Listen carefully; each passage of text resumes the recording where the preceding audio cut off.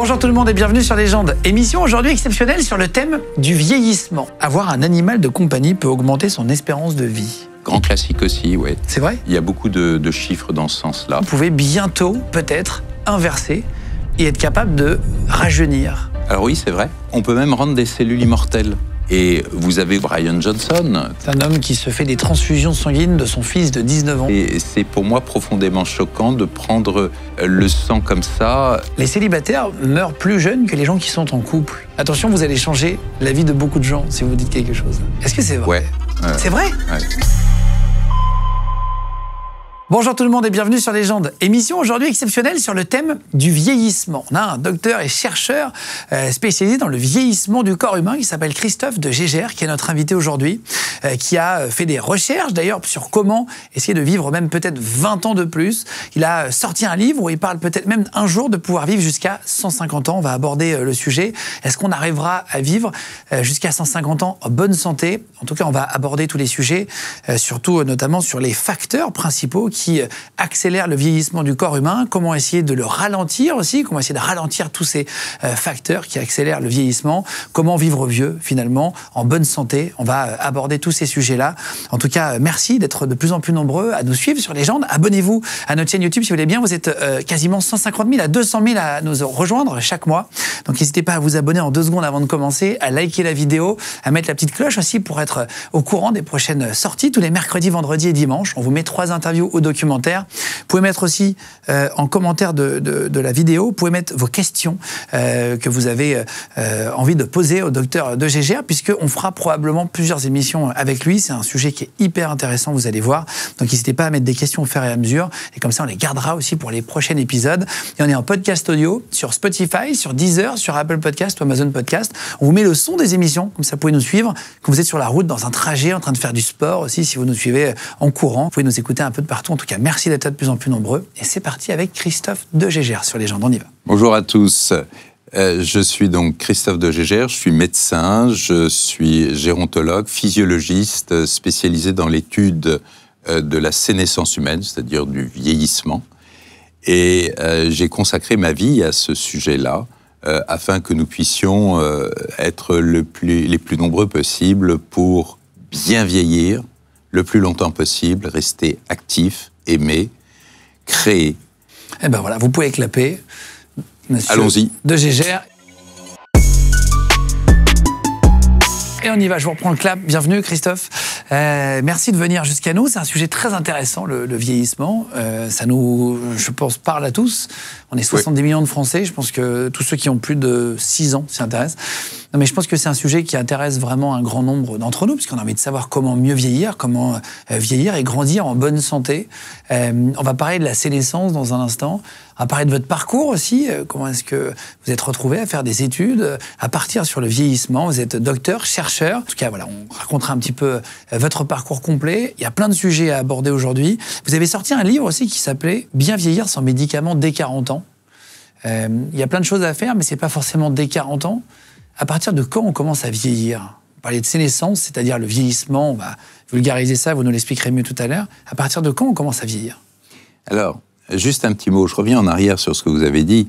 Vous avez dit ça nous intéresse tous. En fait, pas vraiment. Beaucoup de gens ne sont pas encore intéressés. Mais ça nous concerne tous. Et là, 100%. Effectivement. Ça nous concerne tous. Parce qu'on va tous commencer à vieillir à un moment donné. Ah oui, on commence à vieillir et à mal vieillir dès la fin de l'adolescence. Donc c'est très tôt dans notre vie. On commence à vieillir dès la fin de l'adolescence. Oui. En fait, pour le vieillissement, il faut bien le voir. On commence à vieillir à partir de la conception. Mais jusqu'à la fin de l'adolescence, ce vieillissement, il est positif. On appelle ça du développement. Et à partir de la fin de l'adolescence, nos différents systèmes s'altèrent doucement, progressivement, insidieusement, et vont fragiliser notre organisme, faire le lit des maladies, et ensuite, on arrive à la perte d'autonomie et au décès. Globalement, ça s'organise comme ça. Mais, en fait, on peut commencer à travailler sur ce phénomène très tôt. Dès 20 ans, on peut commencer à être un acteur de sa sénescence. Dès 20 ans, alors qu'on est en pleine forme, mais on est concerné. Et là, du coup, on va pouvoir travailler sur sa nutrition, sur l'exercice physique, sur la manière de gérer sa vie en général. Et on ne la gère pas comme on consommerait un capital qu'on aurait reçu comme ça passivement, mais on devient l'acteur. L'acteur, c'est votre capital, c'est votre santé. Ce que vous faites aujourd'hui peut avoir des conséquences dans 15 ans, dans 20 ans, dans 25 ans. Et ça, d'ailleurs, c'est une très grosse difficulté de se projeter à 15 ans, 20 ans ou 30 ans. Prendre de l'avance, finalement, sur sa santé, quoi. Exactement, tout bêtement. Il y a plein de rumeurs sur le vieillissement sur Internet. Et j'ai vu des rumeurs aussi qui traînent sur des blogs médicaux, comme quoi on pouvait bientôt, peut-être, inverser et être capable de rajeunir. C'est-à-dire inverser le vieillissement des cellules. Juste, est-ce que c'est vrai ou pas, ce truc-là? Puis on en parlera tout à l'heure plus précisément. Alors oui, c'est vrai. On peut même rendre des cellules immortelles. C'est un terme qui fait quasiment peur à certains, mais la vie, généralement, elle se conjugue avec le vieillissement et la mort. Et en fait, quand on commence à travailler sur des cellules, et ça se passe dans tous les laboratoires de biologie cellulaire, moi j'en ai fait pas mal, eh bien on peut rendre les lignées cellulaires immortelles. Donc, c'est possible. Alors, il y a un énorme gap entre une cellule et un organisme vivant, bien sûr. Mais quelque part, il faut garder ça en tête. Bon, on va revenir sur votre parcours. Juste avant, il y a un livre que vous avez sorti qui s'appelle « Médecine de la longévité, une révolution ».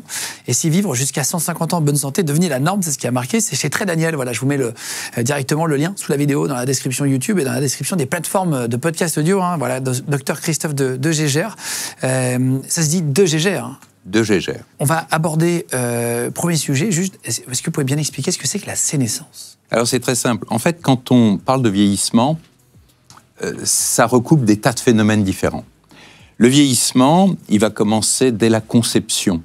Mais jusqu'à la fin de l'adolescence, le vieillissement est positif. C'est ce qu'on appelle du développement. Donc, on grandit. On grandit, tout simplement. On devient plus mature. Mais à partir de la fin de l'adolescence, c'est-à-dire très tôt dans notre vie, on rentre dans une deuxième phase qui est la sénescence. Et la sénescence, elle se caractérise par une dégradation progressive, insidieuse, de l'ensemble de nos systèmes qui vont fragiliser notre organisme, permettre aux maladies d'arriver, et ensuite, c'est la descente un peu aux enfers, c'est la perte d'autonomie et la mort. Il n'y a pas de palier, c'est-à-dire qu'on passe directement de l'adolescence, on grandit, et puis d'un coup, on vieillit.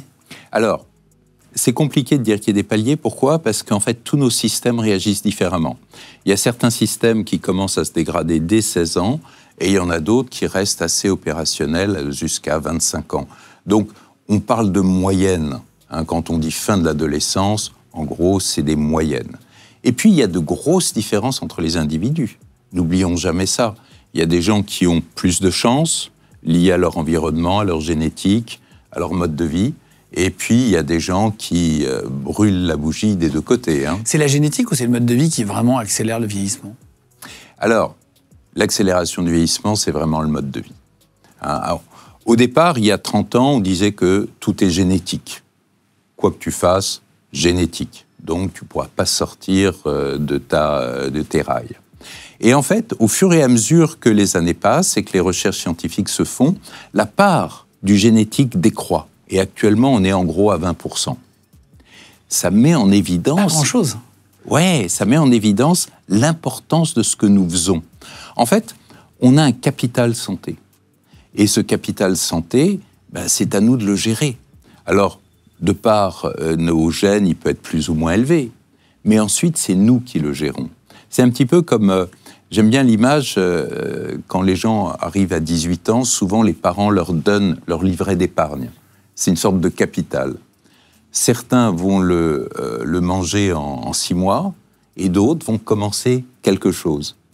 Et c'est ça qui est intéressant. On va donner des conseils pour mieux vieillir, du coup, finalement, comment mieux être dans sa peau aussi, finalement, parce que la santé, tout est relié. J'ai entendu un truc sur le capital soleil, ça fait longtemps que j'entends ce truc-là. On a un capital soleil, et quand on le dépasse, l'exposition au soleil, et d'un coup, on peut attraper des vraies maladies graves, etc. La peau n'a plus de capital soleil. Est-ce que ça, c'est un mythe ou c'est vrai? Non, c'est une réalité. C'est-à-dire que notre peau est capable d'absorber un certain nombre de traumatismes qui sont très variables d'un individu à l'autre. Hein. Si vous avez quelqu'un qui a une peau très claire, par exemple, son capital soleil est réduit. Et donc, s'il ne se protège pas, eh bien, il augmente considérablement le risque d'attraper ce que tout le monde craint, c'est le mélanome, par exemple. Mélanome, c'est un cancer de la peau ? C'est un cancer de la peau qui est extrêmement méchant. Qui se présente comment, d'ailleurs ? Comment on sait ? On a tous des grains de beauté, plus ou moins. Parfois, on voit qu'on a un grain de beauté un peu plus gros qu'un autre, etc. Comment on reconnaît un mauvais d'un gentil grain de beauté ? Alors, ça peut être très complexe, mais retenez qu'un grain de beauté qui bouge, qui change, qui s'étend, voire qui commence à devenir noir, c'est dermatologue en urgence. Il faut regarder. Certaines personnes, en vieillissant, peuvent avoir, la plupart des gens, en réalité, des petites taches sur les mains ou sur la peau, des taches de vieillesse, comme on dit. Ça vient d'où, ça ? On les appelle les lentigos, ou taches de cimetière. C'est pas joyeux, ça. Non, c'est pas joyeux, mais... taches de cimetière, ça sent mauvais, quand même. Ah, il y a des choix comme ça, des termes médicaux qui veulent vraiment dire ce qu'ils veulent. En fait, il y a une accumulation de déchets sous la peau. Et cette accumulation de déchets, liée au stress oxydant par exemple, liée justement à tout ce qui est photosensibilisation, va s'accumuler et former de ces taches. Donc c'est pas grave, c'est normal ? En soi, c'est pas grave, mais ça montre un certain nombre de choses. Ça montre qu'au niveau de votre peau, vous avez une accumulation de traumatismes qui vont faire que vous avez intérêt à faire attention parce que vous êtes en train d'arriver à la limite de votre capital peau. On va rentrer dans le dur maintenant. On va parler de l'âge, de la longévité et donc des conseils pour essayer de mieux vieillir. J'ai noté un truc, dans le livre, vous expliquez qu'on aurait 3 âges. L'âge chronologique, l'âge physiologique et l'âge ressenti. Ouais. Est-ce que vous pouvez expliquer la différence entre les 3, s'il vous plaît ? L'âge chronologique, c'est simple, hein, c'est votre date de naissance. Donc, à 18 ans, ça vous donne le droit de conduire une voiture, d'aller voter, et à 60 et quelques, ça vous donne le droit de partir en retraite si vous avez tous vos trimestres. Ça, c'est l'âge que vous avez sur Terre, l'âge chronologique. Voilà, mais c'est un âge administratif, en fait. Ça ne veut pas dire que vous soyez en bonne santé, pas en bonne santé, actif ou pas. D'accord ? C'est donc très différent. Ensuite, on a l'âge physiologique, qui est un âge que l'on va mesurer. C'est l'âge de vos différents systèmes qui vous composent. On prend un exemple. L'exemple le plus typique et le plus simple à comprendre, c'est les artères. Parce qu'on dit souvent, on a l'âge de ces artères. Eh bien, normalement, une artère jeune, elle est très souple. C'est ça sa caractéristique. Et tout au long de la vie, en fonction de vos gènes, de votre mode de vie, de votre environnement, l'artère va se rigidifier. Et ça, on peut le mesurer. Donc, à 50 ans... Avec un appareil précis. Oui, il y a des appareils pour ça. Tout ce qu'on utilise sont des appareils médicaux, mais qu'on ne va pas utiliser pour faire un diagnostic de pathologie, mais pour évaluer une fonction. Et cet appareil va, par exemple, voir, si vous avez 50 ans, va regarder la réalité de votre rigidité et voir si elle correspond, par exemple, à quelqu'un de 60 ans ou de 65 ans. Et ça, vous le faites pour qui, par exemple ? On peut venir pour faire un test d'âge physiologique chez vous ? Oui, c'est ça. On a un gros plateau technique qui nous permet d'évaluer énormément de systèmes, que ce soit les artères, le cerveau, la peau, le cœur, etc. Vous êtes médecin spécialisé dans le corps humain et dans le vieillissement. Qui vient vous voir ? C'est quoi le client ? J'imagine qu'il y a beaucoup de types de clients, mais c'est quoi le client moyen ? Le patient, pardon. Oui, le patient moyen, entre guillemets, c'est 50-60. Moitié d'hommes, moitié de femmes, beaucoup de couples. Mix, c'est une jolie preuve d'amour. Ils veulent vieillir ensemble longtemps. Et puis on voit que c'est de plus en plus jeune. On voit de plus en plus de gens de 40 ans, de 35 ans, qui sont en fait en pleine forme. Et qui veulent le rester. Qui veulent le rester. Et ils savent maintenant qu'on peut justement, à travers des podcasts, à travers un certain nombre de gens sur la planète qui s'intéressent à leur vieillissement. Vous avez vu Google qui travaille avec Calico, vous avez vu Jeff Bezos qui travaille avec Altos. Qui permettent justement, pour faire vieillir les cellules souches, c'est des recherches en ce moment qui sont faites pour rendre un peu immortelles les cellules, dont vous parliez tout à l'heure. C'est plus simple les cellules, c'est beaucoup plus simple. Mais l'idée c'est justement ça, donc ils sont en pleine forme, mais ils veulent le rester, et le rester le plus longtemps possible, en ayant des conseils qui sont adaptés à ce qu'ils sont. Donc là, vous avez donné l'exemple donc, de l'âge chronologique, l'âge qu'on a sur la carte d'identité, l'âge physiologique, c'est-à-dire l'âge avec un appareil, on peut mesurer votre état physique, en gros, et vous dire à peu près un âge. Et le troisième, c'est l'âge ressenti. L'âge ressenti, c'est l'âge que vous ressentez avoir. Alors, on a tous l'impression d'être plus jeune, non? Largement. On a tous l'impression d'avoir 20 ans. Mais il y a des études qui ont vraiment regardé ça, et on voit que, en réalité, c'est entre 50 et 65 ans qu'on a un ressenti de 10 à 15 ans de moins. C'est-à-dire que, par exemple, une personne de 65 ans va avoir l'impression que son corps est de 50 ans. Ah oui, d'accord. On a souvent l'impression d'avoir 15 ans de moins? Ouais. Putain, c'est intéressant, ça.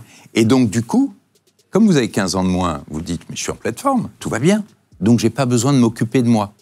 Et c'est vrai que souvent, vous voyez des amis qui sont dans un état bien plus mauvais, et donc vous êtes rassurés.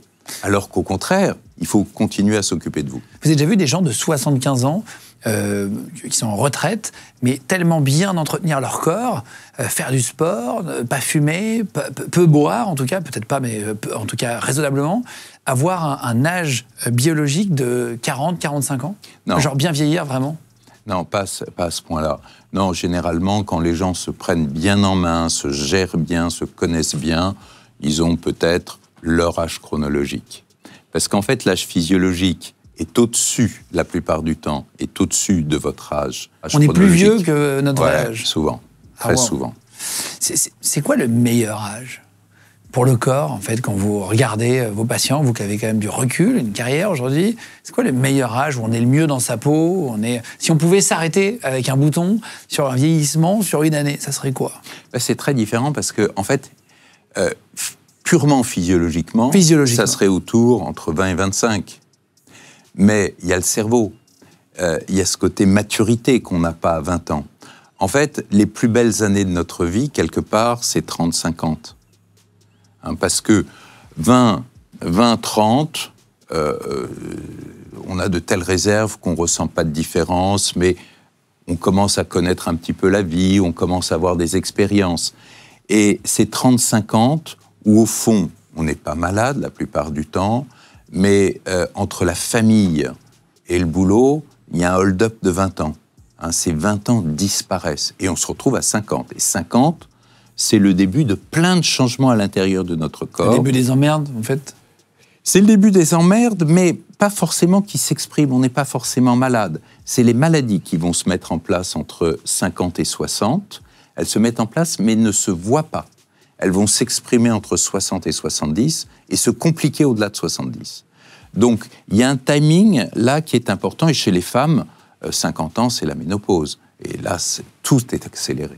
Est-ce qu'en venant vous voir, on peut gagner des années de vie avant de donner des conseils? C'est le but. C'est le but. Tous ceux qui viennent, effectivement, ont dans cet état d'esprit de se dire « restons du bon côté de la ligne, restons en bonne santé ». Alors, il n'y a pas de gens qui soient dans le délire.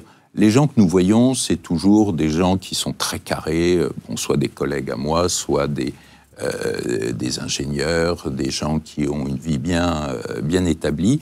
Et ces gens-là se rendent compte qu'à 60, c'est pas comme à 50. Et à 50, c'est pas comme à 40. Donc ils voient cette petite dégringolade. Tout va bien, on peut travailler, on part en vacances, on peut faire des projets, mais on est sur une diminution. Alors il y a les gens qui sont dans le déni, qui croient qu'ils ont toujours 20 ans, et c'est confortable de croire qu'on a toujours 20 ans, mais c'est extrêmement trompeur. Et puis il y a les gens qui disent... Aznavour, pensez que c'était hier? Parce qu'il y avait 20 ans. Exemple. Mais, et puis il y a ceux qui se disent, non, il y a quelque chose qui se passe, j'aimerais en savoir plus, et j'aimerais devenir, et ça c'est un point important, un acteur de ma santé, un acteur de mon vieillissement.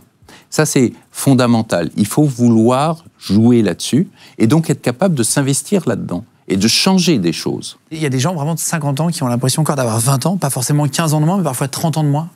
Alors, il y a ceux qui sont dans le déni complet, donc je ne parlerai pas de cela, mais ceux qui sont dans une gestion. Je prends un exemple. Bon, j'aime bien le tennis. Quand on joue au tennis à 20 ans, on court sur toutes les balles, même celles qui sont perdues. On a une espèce d'espoir fou. Et donc, du coup, quand on a fini son match, on est sur les rotules, comme on dit. À 50 ans, on gère. Ça veut dire quoi? Ça veut dire que la balle qui est perdue, on ne court pas dessus, on se prépare pour la suivante. Et donc, du coup, on sort en bien meilleur état. Et j'ai des gens qui me disent, mais je suis en très bon état puisque je suis beaucoup moins fatigué qu'à 20 ans. Mais non, ça n'a rien à voir avec leur état physiologique. C'est tout simplement qu'ils ont appris à gérer leur sénescence. Très différent. J'ai beaucoup de questions à vous poser. Là. Pourquoi les femmes vivent plus longtemps, etc. J'ai vraiment beaucoup de questions qui arrivent. Vous allez voir, elles me passionnent. J'espère que l'émission vous plaît aussi chez vous. N'hésitez pas d'ailleurs à nous poser des questions en commentaire. Si on aura l'occasion de faire une partie 2 un jour, comme ça on aura vos questions d'avance. Donc n'hésitez pas à nous mettre en commentaire. C'est d'autres questions à poser sur le vieillissement. Au docteur Gégère, vous pouvez y aller.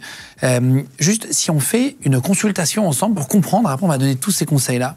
Si on fait une consultation ensemble, on arrive chez vous, comment ça se passe? Ça se passe bien. Désolé. La première chose, c'est qu'on veille à l'adéquation entre la demande des gens et ce qu'on peut leur offrir. C'est-à-dire que les gens qui viennent en disant « je veux être immortel » ou qui veulent des choses qui n'ont rien à voir avec ce qu'on sait faire, on dit non d'emblée, c'est pas la peine, sinon c'est du temps de perdu pour tout le monde. Ensuite, on explique bien ce que les gens vont devoir faire, comment ils s'investissent dans cette prise en charge et quels sont les objectifs qu'on va fixer, comment on va les déterminer, comment on va les suivre. Donc si les gens sont OK avec tout ça, à ce moment-là, effectivement, on va pouvoir les prendre en charge. Les accompagner. Et on commence toujours par un bilan. Il faut savoir de quoi on parle. Et que ce soit à 40 ans, 50 ans, 60 ans, nos différents organismes sont d'abord, ils sont hétérogènes, c'est-à-dire qu'il y a des parties de notre corps qui vieillissent mieux que d'autres. Et donc, il faut identifier tout ça, donc avoir des mesures d'âge physiologique pour l'ensemble des paramètres. Il faut rechercher dans le sang tout ce qui est en relation avec les mécanismes de la sénescence, et ça, on les connaît assez bien maintenant. Il y a des marqueurs, quand vous faites des prises de sang, vous allez voir... bien sûr, mais qui ne sont pas des marqueurs de maladie, qui sont des marqueurs de dégradation physiologique. On est dans un autre monde. La plupart du temps, si vous voulez, les médecins sont en fait des pathologistes. On vient les voir parce qu'il y a un problème, une douleur, une difficulté, etc. Ça ne va pas, il y a de la fièvre. Donc le collègue va chercher la cause, mettre en place le traitement, guérir la personne. Nous, on n'est pas dans ce cadre-là. On est dans un cadre d'évaluation. C'est un petit peu, je vais prendre un exemple que j'aime bien, c'est l'exemple automobile. Vous pouvez aller voir votre garagiste parce que votre voiture ne démarre plus. Donc ça, c'est du soin. Vous pouvez aller voir votre garagiste pour faire la maintenance de votre voiture. Donc elle roule très bien, elle va très bien. Mais vous voulez simplement qu'elle continue à aller très bien. C'est la révision, la maintenance.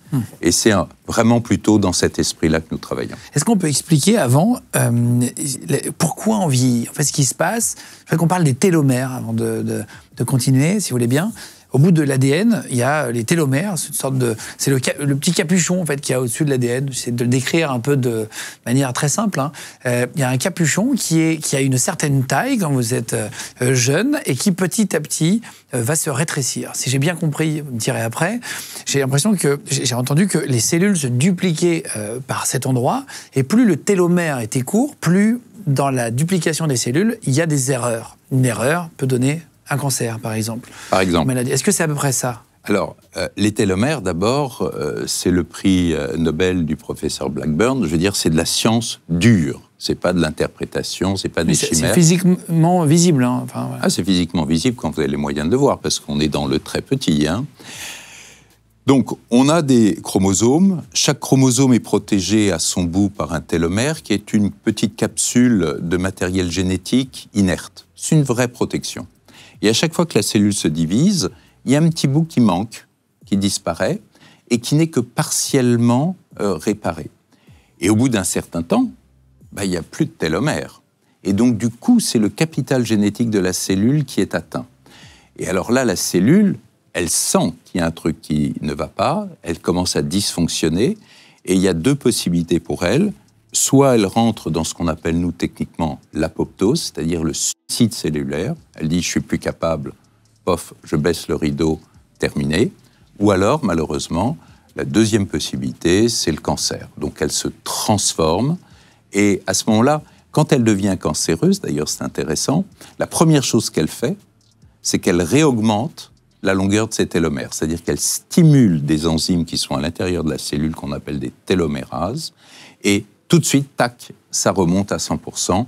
Et là, les cellules se divisent tant qu'elles ont quelque chose à manger. Donc, c'est-à-dire que si on rallonge les télomères, on peut rallonger notre espérance de vie considérablement. Alors, deux choses.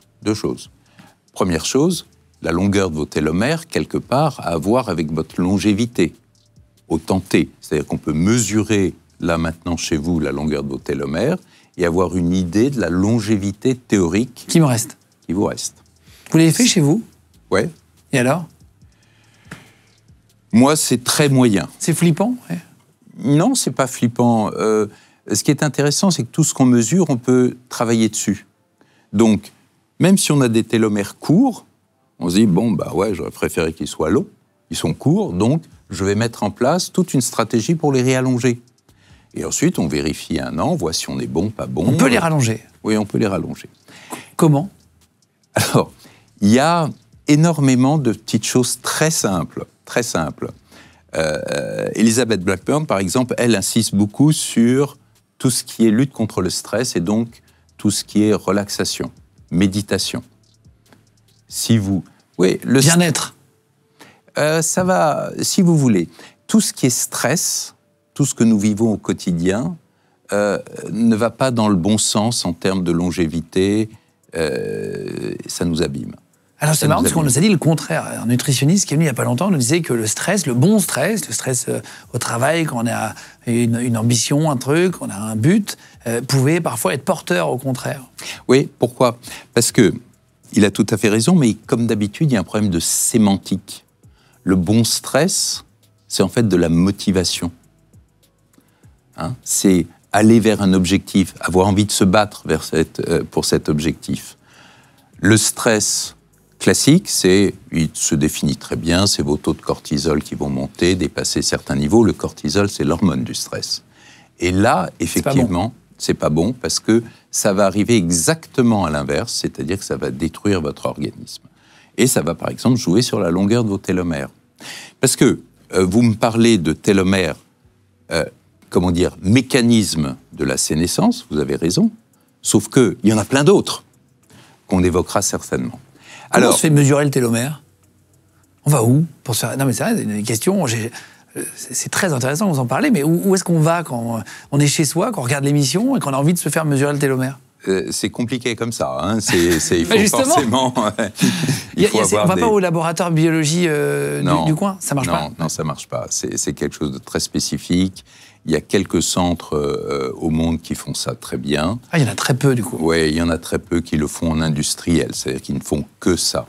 Et ça vous donne une espérance de vie précise, je crois, quand on se fait mesurer. J'avais vu des reportages là-dessus où les gens vous disaient vous avez environ 15 ans, vous avez encore environ 30 ans, vous avez encore environ... Oui, mais ça veut rien dire, en revanche. C'est là où il faut savoir interpréter correctement une donnée. Si vous avez un télomère court qui, normalement, pourrait correspondre à une espérance de vie de temps, ça me paraît complètement chimérique de donner, entre guillemets, la date de votre mort. C'est n'importe quoi. Parce que c'est à l'instant T. Si vous faites ce qu'il faut, ou si les choses se dégradent, ça peut être pire. Si les choses s'améliorent, ça peut être plus long. Deuxième chose, qu'est-ce qui va jouer sur la longueur de ces télomères? L'exercice physique. Ah, vous avez donné les 5 choses. Ouais. Hein, modéré. C'est-à-dire que si vous faites un exercice physique qui est vraiment complètement délirant, trop intense, vous allez vous noyer dans l'oxydation et vous allez réduire la longueur de vos télomères. Putain, ça, on va en parler, c'est intéressant. Donc, c'est-à-dire que trop de sport, ça peut être dangereux aussi. Ouais. Non, mais ça, on va revenir sur le sport. Hyper intéressant. Ça a l'air de vous plaire, ça. Non, mais en fait, parce que chaque être humain, on est 70 millions en France, est intéressé par son vieillissement, savoir comment ça va se passer, comment on peut le ralentir, comment on peut éviter certaines choses, certaines pratiques, j'allais dire, certaines consommations, certaines choses qui peuvent accélérer le vieillissement. C'est hyper intéressant. Tout le monde est concerné par sa santé. Ouais. Alors, ça m'évoque, vous voyez, il y a une trentaine d'années, j'ai fait une conférence comme ça, une conférence grand public. Et je me souviens comme si c'était hier, j'avais une dame qui est venue me voir après la conférence et qui me dit, vous savez, docteur, ce que vous racontez est passionnant, mais ça ne m'intéresse pas. Je dis, ah bon? Vous parliez de vieillissement? De mieux vieillir? De mieux vieillir. Je dis, ah bon? Et elle me dit, oui, voyez-vous, j'ai une vie de merde, ça a toujours été une vie de merde, excusez-moi de la terminologie, j'ai hâte que ça s'arrête. Ah wow, c'est triste, hein? Ça me reste encore sur le cœur 20 ou 30 ans après. Donc, c'est pas aussi évident et aussi facile que ça. Pour tout le monde. les télomères nous emmènent au signe de vieillesse, parce qu'on disait, tiens, on peut ralentir, c'est les télomères qui commencent finalement la dégénérescence, enfin je sais pas comment on veut dire, la sénescence, pour être précis. Qu'est-ce qu'une ride? On voit qu'avec l'âge, on a des petites rides, etc. C'est provoqué par quoi? Vous avez la peau. La peau, elle est nourrie par tout ce qui est système vasculaire. Vous avez sous cette peau des fibroblastes, qui sont des cellules spécialisées qui vont construire ce qu'on appelle des fibres, les fameuses fibres de collagène, de réticuline, etc. On va parler après des traitements miracles. Hein. Ok. Vous allez nous dire si c'est bien ou pas, parce qu'il y a plein de trucs sur les réseaux sociaux aujourd'hui, ou à la télé, tiens, les nouvelles crèmes au collagène, à l'acide hyaluronique. Je vais vous citer une dizaine de produits. Vous me direz si c'est une bonne idée d'en mettre ou pas, ou si ça n'a aucun intérêt. Évidemment. Et donc, la peau, en vieillissant, elle perd de l'eau. Vous avez la fabrication de ces fibres qui s'altèrent. Et donc, vous avez cette peau qui s'amincit. Et du coup, ça crée des rides. Donc, qui vont se creuser plus ou moins. Je ne parle pas des rides d'expression, hein, qui sont aussi quelque chose que l'on rencontre dans le vieillissement. Mais il y a tout le côté protection à ce moment-là de la peau, il y a tout le côté hydratation, il y a tout le côté comment on peut faire pour encourager les fibres à être reformées par les fibroblastes, comment faire pour les fibroblastes soient stimulés. Donc il y a toute une mécanique qui existe et qui est passionnante. Parce que la peau, mine de rien, c'est notre organe le plus important en poids et en surface, clairement. Et c'est pas qu'une simple barrière passive. Il y a plein de choses qui se passent au niveau de cette peau. Comment on peut éviter d'avoir des rides sur le visage? Au mieux? Au mieux? Déjà, voyez-vous, vous, par exemple, à chaque fois que... Je fronce là, c'est ça. Je fronce le front quand je... Et plus vous le faites, plus vous créez à ce moment-là ces fameuses rides d'expression. Non, c'est ça, non? Ouais, ça c'est la ride du lion, effectivement. C'est Florence Foresti qui a fait un spectacle, elle parle de la ride du lion, la fameuse ride. C'est quand tes parents, en fait, tu regardes ton enfant et tu lui dis d'arrêter, tu lui fais des gros yeux, il y a cette ride qui arrive là. Et beaucoup de gens, donc du coup, pour éviter ces rides, ce plissement, ils se font injecter du Botox pour paralyser tout le système. Et à ce moment-là, ça le met au repos. On va parler de la chirurgie aussi. Mais c'est pas physiologique, d'accord? On paralyse une expression. Alors c'est un joli résultat dans un certain nombre de cas, mais on sort du physiologique. Et tout ce qui m'intéresse, moi, c'est le physiologique. Le physiologique, ça veut dire ce qu'on peut faire naturellement avec l'organisme. Et donc, qu'est-ce qu'on peut faire de naturel avec l'organisme au niveau du front, et des yeux et du visage? Est-ce qu'il y a un truc simple? Sur les trucs simples, on va pas parler d'opération, de machin. Qu'est-ce qu'on peut faire déjà du jour au lendemain chez soi pour améliorer et éviter d'accélérer ça? Alors, attention, il y a ensuite un autre problème. Il y a un problème d'acceptabilité de ce que vous êtes. C'est-à-dire que si vous avez effectivement, parce que vous avez une façon de vous exprimer, parce que vous êtes ce que vous êtes, eh bien, vous allez faire certaines rides, c'est pas forcément laid. C'est aussi l'expression d'une certaine maturité, d'un certain âge, d'une certaine expérience. Donc, c'est trop qui est pas bien. C'est trop qui est pas bien. Pourquoi c'est pas bien? C'est à travers le regard de l'autre. Et c'est ce regard-là qu'on cherche effectivement à tromper quand on prend des mesures telles que la chirurgie esthétique ou certaines mesures de médecine esthétique. Alors, on le fait pour soi-même, mais on le fait pour soi-même à travers le regard des autres. Alors sinon, de façon très simple, il faut éviter de trop froncer vos sourcils, etc. Donc là, je vois que vous faites des efforts, c'est bien. Qu'est-ce qu'on peut... Parce que je suis en train de me concentrer sur mon front, mais c'est pas très agréable. Oui, mais là, c'est loupé, là. Qu'est-ce qu'on peut faire? Est-ce qu'il y a un truc à manger, par exemple? Est-ce qu'il faut se tartiner le visage le soir d'une crème, quelque chose qui peut vraiment être utile? Parce que là, il n'y a pas de lobby derrière l'émission et il n'y a pas de lobby derrière vous, donc on est dans un milieu sain. Les crèmes hydratantes jouent, c'est clair. Et ensuite, on est toujours de la même chose. Protéger du soleil, protéger du soleil, protéger du soleil. Il y a un dermatologue américain qui a fait pas mal rire le monde, mais ce qu'il dit est vrai. Il dit, même si vous prenez un homme de 90 ans et que vous regardez son fessier, donc ses fesses, vous verrez que sa peau est nickel. Ah oui, il n'y a pas de rides. C'est les UV, en fait? Non, mais c'est possible parce qu'on est... oui, les UV vont altérer aussi vos fibres. Donc vont favoriser effectivement tout ce qui va être rides, etc. Donc là, on est vraiment dans la prévention des atteintes extérieures, prévention de l'environnement. Pourquoi on a plus mal au dos en vieillissant? Vous parlez du vieillissement au sens large. Pourquoi quand on vieillit, on a, d'accord, des rides, très bien. Pourquoi on a plus mal au dos? Il y a tous les phénomènes d'arthrose, mais ces phénomènes d'arthrose sont quoi? Sont le reflet de troubles de la statique, c'est-à-dire qu'en fait, on se tient mal. Nos courbures physiologiques se déforment, ce qui fait que les articulations entre nos vertèbres s'usent plus. Et une des réactions à cette usure, c'est la création de l'arthrose.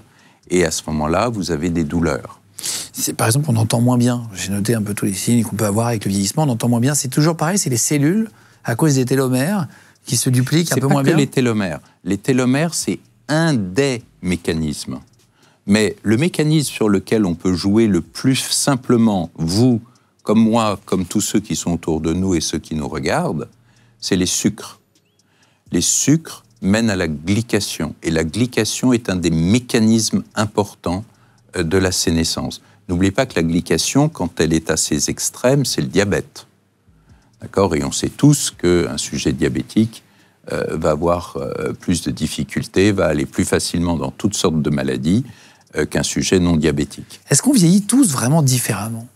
Ouais, on vieillit différemment parce qu'on a notre base et ensuite, on gère ou on ne gère pas. Donc, si on ne gère pas, on va accélérer ces phénomènes. En fait, le mode de vie influe quand même beaucoup dans ce que vous dites depuis tout à l'heure. Ouais. La pollution, le machin, tout, on va pas... Est-ce que vous avez prévu de parler des zones bleues?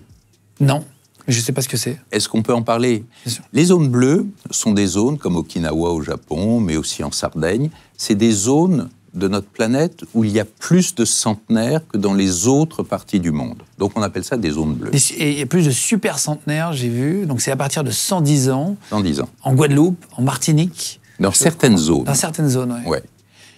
Alors, il y a des tas de collègues, des tas de biologistes qui sont allés dans ces zones, examiner les gens, faire des prélèvements dans tous les sens pour essayer de découvrir leurs secrets. De comprendre, oui. Il n'y a pas de secret. Ces gens-là, c'est toujours la même chose. Ils mangent peu, ils sont toujours actifs physiquement, ils sont toujours intégrés dans la société, c'est-à-dire qu'à 90 ans, quand vous êtes à Okinawa, eh ben, vous ramassez aussi du riz, moins que quelqu'un de 35 ans, mais vous ramassez toujours du riz et vous le ramenez à la communauté. Donc vous existez pour la communauté, vous faites partie de la communauté. Il n'y a pas de stress, parce que tout est réglé. Et ces gens-là vivent longtemps. Et vous remarquerez que c'est exactement l'inverse de ce qui se passe dans nos sociétés modernes. Alors généralement, quand je parle de ça, les gens, ils ferment les volets, ça ne les intéresse pas. On aime bien parler d'Okinawa et de ces zones bleues pour dire il y a un secret, on va chercher le secret, etc. Mais non, non, non.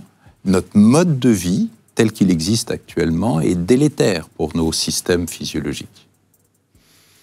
Oui, on n'est pas dans une société qui nous aide à mieux vieillir. Exactement. Avec les bonbons, les trucs comme ça, vous parliez aussi du sucre. Hein. On a fait une émission spéciale sur le sucre avec Réginald Dalouche. Vous avez été nombreux à voir d'ailleurs sur YouTube. Il y a un nutritionniste qui est spécialiste dans le sucre. Il a sorti des livres sur ce sujet-là et c'est passionnant en fait, c'est flippant. Moi je ne donne plus de bonbons à mon fils, ou c'est un exceptionnellement. Et en fait, vous avez des enfants? Oui. Est-ce que vous leur avez donné des bonbons? On a donné des bonbons, mais raisonnablement. Mais je note que dans votre bureau, il y a une boîte de bonbons. Hein. Oui, mais alors ça, c'est pour les grands enfants qui bossent là. C'est pour tous ceux qui veulent. C'est quoi raisonnablement pour un enfant? C'est une fois de temps en temps, et pas tout un sachet. Quand vous voyez des gamins qui avalent 2 litres de certains soft drinks par jour, ouais, ça va pas. C'est trop, c'est beaucoup trop. Mais le métabolisme joue aussi là-dessus. Parce que je ne sais pas si vous avez un jour la curiosité de rester pendant une année devant un fast-food, sans citer de marque. Vous allez voir que des gens qui y vont à 18 ans, à 20 ans, qui mangent exactement la même chose, qui ont exactement la même activité, il y en a qui vont rester fins et d'autres qui vont prendre 20 kilos. Ils mangent la même chose. On n'a pas le même métabolisme. Et on n'a pas le même métabolisme. On est très inégaux. On est bercé de cette notion d'égalité, etc. Mais non, biologiquement, on n'est pas du tout égaux. Et donc, certains, malheureusement, vont devoir se battre beaucoup plus et plus longtemps pour rester au même niveau, alors que d'autres n'auront qu'un effort à faire. Il y a des corps qui... Moi, j'ai des copains qui, quand ils ont du stress, vont prendre du poids. Ouais. Moi, quand j'ai du stress, je maigris. C'est l'inverse. Je maigris fort. Je suis obligé de manger beaucoup, de faire du sport pour essayer de pas trop maigrir. Il y a des métabolismes qui prennent du poids, d'autres qui... Pourquoi il y a ça? Pourquoi certaines personnes prennent du poids et d'autres maigrissent avec le stress?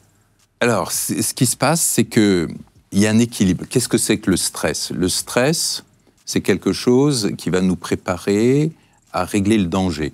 C'est fight or fly. Quand vous avez, par exemple, du stress, normalement, c'est parce que vous êtes face à un carnivore. Donc, soit vous vous battez, soit vous fuyez. Mais le corps se prépare à ça.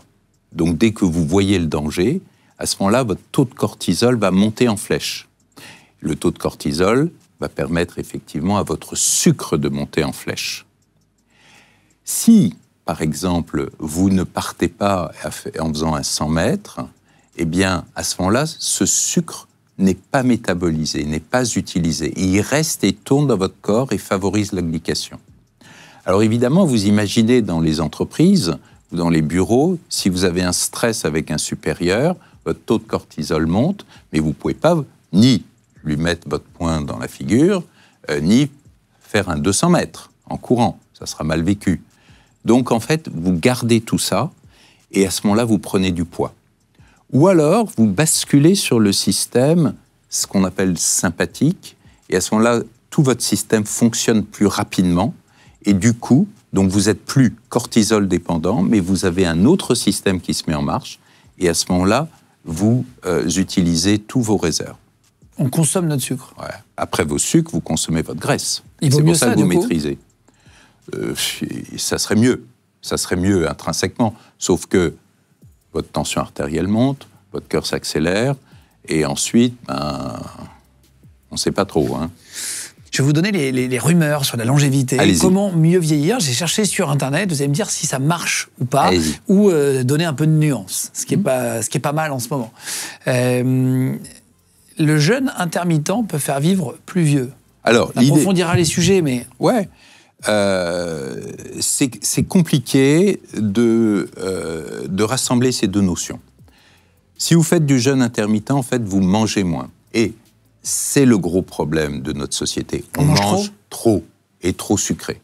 Donc, vous faites du jeûne intermittent, vous mangez moins, donc moins de calories. Donc, effectivement, moins de risque de diabète, moins de risque de maladies cardiovasculaires, moins de risque neurodégénératifs. Et on peut penser que vous allez augmenter à terme votre longévité. Sauf que les gens ne font pas du jeûne intermittent le restant de leur vie. Ils vont le faire pendant quelques mois, pendant quelques années, et pas plus. Les célibataires meurent plus jeunes que les gens qui sont en couple. Oui, c'est bien d'être en couple. Quand on s'entend. Sinon, ça devient un enfer. Est-ce que c'est vrai? Ouais. C'est vrai? Ouais. Les célibataires meurent plus jeunes que les gens en couple. On va y revenir après, plus précisément, justement, sur rapport au sexe aussi. Est-ce que ça fait vieillir? On abordera le sujet tout à l'heure. Avoir un but dans la vie est plus important pour vivre longtemps que bien manger. Alors... Le fait que le cerveau ait un but. Ouais, c'est vraiment très vrai. Et tous les gens qui vieillissent bien, tous les gens qui vieillissent bien sont des gens à projet, sont des gens à objectif, sont des gens qui se battent tous les jours, qui se créent des contraintes. Pas des contraintes au sens de stress négatif, mais des contraintes au sens de motivation. Ils ont un objectif. Voilà, ils ont un objectif. Et ça, c'est quelque chose qui est constant. Parce que j'ai déjà vu et j'ai entendu des gens qui partent à la retraite. Ouais. Et qui, quand ils partent à la retraite et qu'ils n'ont plus d'objectif, ça dégénère très rapidement. Exactement. Ils vieillissent plus vite, etc. Mais c'est de l'observation courante, ça. C'est de l'observation courante. Et parfois, on voit des gens qui travaillent jusqu'à 70, 75 ici, et qui viennent, qui accompagnent des artistes. Ça peut être plein de métiers qui existent et qui sont encore très dynamiques, avec un cerveau qui va très vite. Ça va dans le même sens que nos fameuses petites zones bleues dans le monde. Quand vous êtes actif, quand vous avez des projets, quand vous êtes intégré dans la société, eh bien, vous vieillissez mieux. Donc, il ne faut pas partir à la retraite trop jeune, ou en tout cas avoir d'autres projets. Si on est à la retraite, avoir des projets, des objectifs. En fait, on va continuer de se donner des objectifs tout le temps. toujours, toujours, toujours.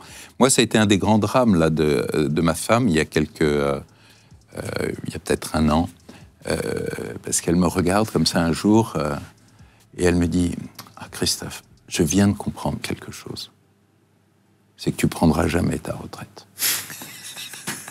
Vous avez 65 ans aujourd'hui, c'est ça? Ouais. Et vous n'avez pas envie de prendre votre retraite? Ben non. Ouais. Surtout non. après avoir parlé pendant 45 ans de ben non, vieillissement. mais attendez. Bon, moi j'ai la chance d'avoir un métier que j'adore, d'avoir des perspectives, mais tous les jours on a de nouvelles perspectives. Tous les jours il y a des choses qui sont découvertes. Tous les jours on peut aider un peu plus les gens à aller plus loin en parfaite santé. C'est absolument génial. Et donc ça me porte.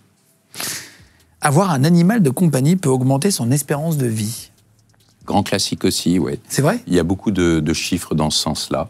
Ça, regardez, il y a deux aspects. Il y a l'aspect anti-stress d'un animal. Donc, l'aspect de ne plus être en solitaire.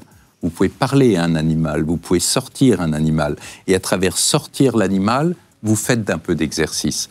Et l'exercice est favorable également pour votre santé. On va parler des 5 choses qu'il ne faut pas faire juste après. Justement, pour ne pas trop vite vieillir, en tout cas. Les gens qui croient en Dieu, dans les rumeurs, il y avait ça pour terminer en S2, les gens qui croient en Dieu vivent plus longtemps que les gens athées. Moi, je l'imagine très bien parce que les gens qui croient en Dieu ou qui croient en quelque chose, ils ont une plus grande sérénité. Donc... quoi qu'il arrive, ils savent que quelque part, ils vont retomber sur leurs pieds et c'est peut-être ça qui joue. Elon Musk a investi dans une start-up qui promet de rendre possible le fait de transférer la conscience humaine dans des robots plus tard, donc de vivre éternellement. Vous avez suivi ça? Ça, c'est le grand rêve des transhumanistes. Le transhumanisme a été inventé dans les années 1960 aux États-Unis. Et l'idée, c'est de dire quoi? Un être humain, c'est faible. Ça tombe malade, ça meurt, aucun intérêt. Donc, on va créer une machine qui va pouvoir récupérer notre esprit et s'il y a une machine, eh ben celle-là, on pourra la réparer, on pourra l'améliorer, etc. Ça, c'est l'idée du transhumanisme. Mais en fait, bon, d'une part, moi, par exemple, je n'ai pas du tout envie d'être une machine. Hein, c'est les histoires de Terminator. Si ça dépend la machine. Comme ça. Ouais, ça dépend la machine. Mais même, moi, je suis profondément attaché à l'humain. Et une machine sans rides. Par exemple, oui, oui. Mais passer un esprit avec la richesse de sa pensée à un ordinateur, on n'y est pas du tout. Et je ne suis pas sûr que ça soit souhaitable. Les gens qui rient beaucoup, en fait, le fait de rire, en gros, est bon pour la santé. Oui, on retrouve ça partout.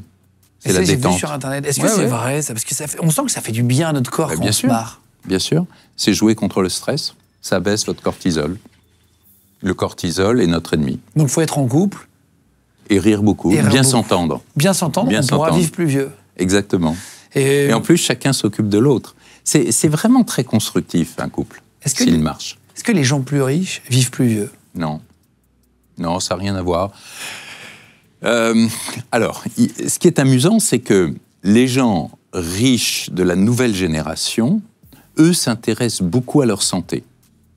D'accord? Tous ceux qui sont ces nouveaux milliardaires de la Silicon Valley, etc., quand vous avez tout ce que vous pouvez souhaiter avoir, si vous hésitez sur la couleur de votre Ferrari, vous dites, vous me les mettez toutes, hein, je verrai plus tard. Mais au fond, vous pouvez en conduire qu'une.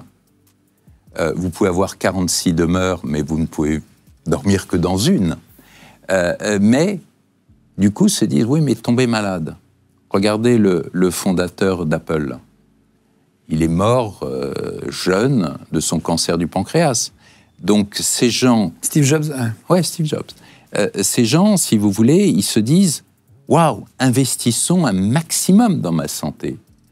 Et vous avez aussi un autre, qui est Brian Johnson, que l'on voit très souvent à la télévision ou sur Internet. C'est un homme qui se fait des transfusions sanguines de son fils de 19 ans, je crois, aujourd'hui ton âge à peu près. C'est ça, on parle du même. C'est ça, ouais. Il se fait des transfusions sanguines, il est tout blanc, tout livide d'ailleurs. On sent que... Ouais. Là, si vous voulez, moi j'ai une certaine affection pour ce type. Pourquoi ? parce qu'il popularise cette notion de vouloir agir sur la longévité. Ensuite, il le fait typiquement comme un geek américain, c'est-à-dire n'importe quoi. Et quand il s'injecte le sang de son fils, c'est n'importe quoi. Pourquoi ? Alors, d'abord, ça part d'une réalité biologique. Vous avez une expérience qu'on appelle la parabiose hétérochromique. La parabiose hétérochromique, oubliez le nom, c'est une vieille expérience de biologie animale où vous allez coller ensemble deux souris, une jeune, une vieille, vous allez les coudre ensemble et vous allez mettre en commun leur système vasculaire. Ça veut dire que le sang du sujet jeune va couler dans l'organisme du sujet âgé. Vous allez faire comme des frères siamois d'une souris. Voilà, exactement. Et qu'est-ce qui se passe ? Eh bien, la souris âgée rajeunit. C'est pas, elle paraît plus jeune, elle rajeunit. Pourquoi on dit qu'elle rajeunit ? C'est parce qu'au bout d'un certain temps, les deux animaux sont tués, sont autopsiés, et on regarde les caractéristiques de leur vieillissement au niveau du cerveau, du cœur, etc. Et on voit que tous les stigmates du vieillissement ont disparu, c'est la souris âgée. Incroyable ça. Donc ça marche. Donc ça marche. Mais à condition d'être cousu avec. Et Brian Johnson, il n'est pas cousu à son fils, parce que là, ça devient de l'horreur pure. D'accord ? Donc, c'est typiquement des dérives américaines où vous avez des gens qui prennent au premier degré un certain nombre de découvertes et qui essaient de les appliquer.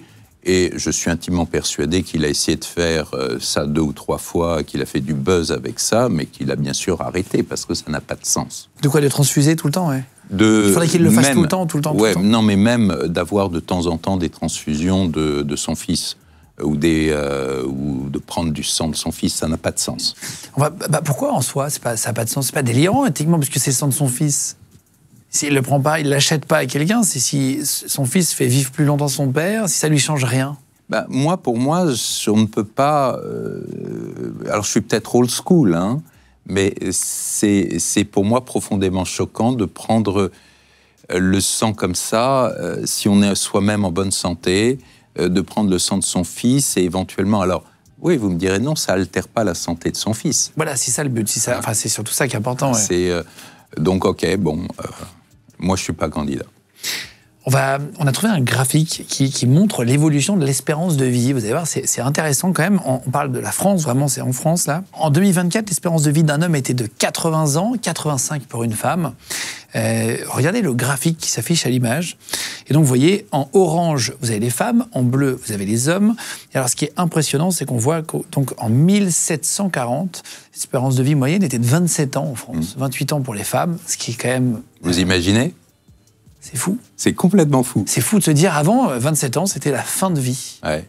Et si on remonte au Moyen-Âge, 1400, 1500, c'était même encore un peu plus jeune. Et c'est pour ça qu'ils se mariaient entre 13 et 15 ans et qu'ils avaient des enfants tout de suite. Et parce qu'ils vivaient jusqu'à 27 ans. Donc à 27 ans, ils étaient séniles et ils avaient déjà beaucoup de problèmes physiques, en fait. Alors, il y a une chose que vous ne savez pas, c'est que, probablement pas, c'est que même au Moyen-Âge, vous aviez des gens qui atteignaient 80 ans. Eh bien, je le savais, figurez-vous. Bravo. Non, mais les rois, certains rois, certaines personnes peintes, déjà à l'époque, j'avais vu dans les châteaux, elles avaient 60 ans, 70 ans déjà à l'époque. Mais c'était l'espérance de vie moyenne. Exactement. Exactement. Et donc, ce qui a été extraordinaire avec notre XXe siècle, c'est avec l'émergence de tout ce qui est antibiotiques, de soins au niveau des enfants, parce qu'avant, on avait une mortalité infantile qui était gigantesque. Donc on avait 6 enfants, il y en avait 2 qui survivaient, quoi. Exactement. Donc tout ça s'est réglé grâce au progrès de la médecine. Et ensuite, il y avait les progrès des antibiotiques ont été considérables. Avant, vous aviez un abcès, vous mourriez de ça. La tuberculose, il y en avait partout, ça tuait. Donc toutes les maladies infectieuses qui ont ravagé les différents siècles, on a pu les juguler et s'en sortir très bien. Et ce qui est impressionnant, pardon, excusez-moi, je fais une petite aparté par rapport à ce que vous dites. Les guerres napoléoniennes, c'est assez flagrant. C'est les chutes à chaque fois, les guerres, de l'espérance de vie. C'est-à-dire que ça dépassait un peu 24 ans pour les hommes. pendant la guerre napoléonienne, donc vers 1810. Les femmes, elles, ça continuait de monter, 38 ans. Il y a eu une vraie différence entre la Révolution. Après, les femmes ont vécu un petit peu plus longtemps. C'est-à-dire que la condition de vie s'est améliorée peut-être après. Néanmoins, c'est monté. Guerre de 1870, on revient à 25 ans. Et ensuite, guerre de 14-18, 28 ans. Ouais. 14-18, espérance de vie moyenne en France pour un homme, 28 ans. C'était il n'y a pas si longtemps, 1914. Non, c'était il n'y a pas si longtemps. Mais bon, c'est la guerre. Il y a eu un certain nombre de millions de gens qui sont morts. Mais sinon, on prend juste après la guerre de 14-18, on va dire 1925, entre les deux guerres, l'espérance de vie était de 52 ans pour les hommes, ce qui a vachement évolué aussi. Et là, on revoit la guerre de 39-45, on revient à une espérance de vie de 42 ans pour l'ensemble de la France. Donc les zones non occupées, et voilà, c'est occupé, donc c'est fou quand même. Et après, on voit bien le graphique après la guerre, il ne fait que monter. J'ai l'impression qu'on arrive à un plateau. L'espérance de vie qui arrête d'augmenter et il paraît que c'est même en train de baisser. Ouais. On nous a habitués à toujours penser que l'espérance de vie allait continuer d'augmenter passivement comme ça jusqu'à 100 ans, 120 ans, etc. 122 ans, qui est l'âge auquel Jacques Calment est morte, c'est considéré tout de même comme l'espérance de vie maximum pour l'espèce humaine. Hein. Donc, il y a plein de travaux qui ont été publiés qui disent 122 max. C'est déjà 2 fois 61 ans, quand même. Ah, on est bien d'accord. Ensuite, donc, on voit qu'actuellement, alors, toute cette dernière partie d'augmentation de l'espérance de vie, c'est plus lié à la mortalité infantile, c'est lié à des meilleurs diagnostics des pathologies. On meurt plus d'un infarctus aujourd'hui, on meurt plus d'un AVC ou d'un diabète. Et donc, on monte doucement comme ça. Et puis, effectivement, il n'y a pas de nouveauté. Et donc, on stagne. D'accord ? Ça, c'est le premier point. Le deuxième point, c'est qu'il faudrait parler de l'espérance de vie en bonne santé. C'est-à-dire, en fait, sans incapacité. Et là, on voit aussi qu'on stagne depuis un certain temps. Alors, l'espérance de vie en bonne santé, c'est un nouvel indice qui a été créé par l'INSEE il y a une quinzaine d'années, mais c'est quelque chose qui est relié à l'interrogatoire, c'est-à-dire qu'on vous téléphone et on vous dit « Bon, monsieur, est-ce que vous considérez être en bonne santé ou pas ?» Donc c'est très incertain comme système. Est-ce que vous avez besoin d'aide ? Pas besoin d'aide, etc. Et ça commence aussi à stagner. Est-ce que l'intelligence artificielle, c'est plusieurs fois que j'entends ça, de la part de sommités dans leur domaine, enfin je parle du milieu médical, là vraiment je rencontre des médecins importants, qui me disent tous depuis 2 ans, c'est en train de faire un bond de géant avec l'IA, avec l'intelligence artificielle, on est en train de trouver des solutions sur le cancer, sur pas mal de cancers, sur comment tuer les cellules cancéreuses. L'IA est vraiment en train d'accélérer tout ça. Est-ce que vous le voyez, vous ? Alors, il y a 2 niveaux. C'est-à-dire que l'IA, effectivement, nous donne plein de pistes. Mais l'IA, qu'est-ce que c'est que l'IA ? L'IA, c'est un logiciel qu'on met, on lui demande de travailler sur un nombre infini de données, et il est capable de sortir des choses que notre esprit ne verrait pas en première intention. L'IA, par exemple, a fait des progrès considérables dans le diagnostic de certaines pathologies du sein, par exemple. On sait que l'œil de l'IA est plus performante pour détecter certaines lésions que l'œil du radiologue. Mais en fait, c'est simplement parce que la caméra à laquelle est reliée l'IA voit plus de détails que l'œil humain. D'accord ? C'est juste ça. C'est pas l'IA, c'est pas une espèce d'intelligence supranaturelle, pas du tout. C'est une manière de traiter les datas. Si vous ne mettez pas les bonnes datas, vous n'avez pas de bons résultats. La deuxième chose, c'est que ça donne des pistes. Pour l'instant, il n'y a pas de traitement révolutionnaire que l'on peut utiliser aujourd'hui ou demain, à court terme, qui est lié à l'IA. Mais ça donne des tas de pistes, des tas de choses nouvelles. Ça ouvre de nouvelles portes, quand même. Ça ouvre de nouvelles portes, et ça, c'est génial. C'est génial, mais c'est pas la solution, forcément. Non, c'est pas la solution, mais comme vous disiez, il y a des évolutions dans la médecine, les antibiotiques, etc., qui ont permis de faire grandir à chaque fois. Ouais. Hein, et donc peut-être que c'est une future porte qui va s'ouvrir aussi pour gagner. Est-ce qu'on pourra vivre bientôt, d'après vous, comme votre opinion, en tout cas à vous, 100 ans en bonne santé ? Est-ce que c'est un jour sera possible ? On a 85 aujourd'hui pour les femmes, 80 ans pour les hommes. Est-ce qu'on pourrait y arriver à 100 ans en moyenne ? J'avais fait une émission avec le regretté Delarue, il y a très longtemps à la télévision. Là, c'était une époque où la télévision avait encore un peu d'importance. On embrasse nos amis de télévision. Voilà. Et il avait fait une émission sur les centenaires qui m'avait beaucoup intéressé, donc il m'avait invité comme intervenant d'honneur. Et on voyait en fait des tas de reportages sur les centenaires. Encore une fois, on cherchait leurs secrets. Mais les centenaires sont des centenaires passifs. C'est-à-dire sont des gens qui ont de bons gènes, qui ont beaucoup de chance. Ils sont passés à travers des accidents, à travers des maladies. Et un beau jour, ils se retrouvent centenaires. Bon. C'est leurs petits-enfants qui arrivent. Bonjour papy, bonjour mamie, t'as 100 ans, gros gâteau, etc. Et de l'autre côté, il y avait une présentation de gens qui se battaient à partir de 60 ans, 70 ans, pour devenir des centenaires, mais des centenaires actifs, c'est-à-dire rester le plus possible comme ils étaient et le plus longtemps possible. Donc, c'est deux approches totalement différentes. Il est probable qu'on ait une montée des centenaires passifs, mais il est aussi probable, mais ça c'est que le temps qui va le dire, que toute cette génération qui s'intéresse à la gestion intelligente de son capital santé devienne demain des centenaires, mais des centenaires, peut-être des super centenaires, peut-être qu'ils vont dépasser les 120 ans. Ouais, 120 ans. D'accord ? Mais toujours de telle manière qu'ils soient actifs.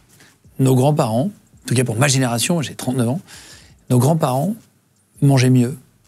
C'est-à-dire, il y avait moins d'antibiotiques dans les poulets, dans les trucs, il n'y avait pas de plastique partout. On va en parler, mais je crois que c'est pas génial pour la santé. Non, c'est pas top. Ouais. Les bouteilles en plastique, tout, en fait, pas que les bouteilles d'ailleurs. Il y a des yaourts avec des pots en plastique, il y a des particules de plastique partout. On est avec les engrais, je parle pas des pesticides et tout, enfin, il y a pas mal de petits sujets d'ailleurs. Nos grands-parents ont mangé finalement bio, en réalité. Aujourd'hui, on paye cher, on paye plus cher pour manger bio. Est-ce qu'on va vivre moins longtemps que nos grands-parents ? D'abord, nos parents mangeaient bio. Parfois, ils ne mangeaient pas à leur faim, hein, nos grands-parents. Tout n'était pas vert ou rose hein, à l'époque. D'accord ? Donc, il faut cesser de penser qu'avant, c'était forcément beaucoup mieux. Il y a les gens... Non, pardon, excusez-moi, mais quand même, quand on allait je me rappelle, mes grands-parents allaient à la ferme acheter un pot de lait en ferme, j'ai connu quand même, quand j'étais tout petit. C'était quand même plus sain d'avoir le lait de la vache qui était vraiment dans le pré d'à côté. C'est quand même plus naturel, même si on avait peut-être moins d'opulence. Non, je suis d'accord avec vous. Vous ne parlez pas des gens qui meurent avec un lait contaminé au staphylocoque ou à la listeria, dont on ne parlait pas à l'époque. Aujourd'hui, quelqu'un a une intoxication alimentaire, ça passe aux 20 heures. Donc, c'est vrai, tout à fait. Compliqué de faire vraiment, d'avoir une vision certaine. La deuxième chose, mais ça, je me fais l'avocat du diable, là. Il y a tous ceux qui disent « Ouais, mais regardez, on survit à tout ça. » C'est donc que notre corps est en train de s'adapter. Alors, moi, mon point de vue personnel, c'est qu'il faut garder le meilleur de tout. C'est-à-dire que tout ce qui est microplastique, évidemment, il faut éliminer. Tout ce qui est pesticides, il faut éliminer dans la mesure du possible, parce qu'il faut que, tout de même qu'on produise. Donc, il faut trouver des solutions innovantes, et il y a souvent des solutions. Si on se donne la peine de réfléchir, il y a des solutions. Donc, gardons le meilleur de chaque chose, c'est tout. J'avais noté, donc du coup, espérance de vie d'un homme, 80 ans, 85 pour une femme. Qu'est-ce qui explique que les femmes vont vivre 5 ans en moyenne de plus énorme ?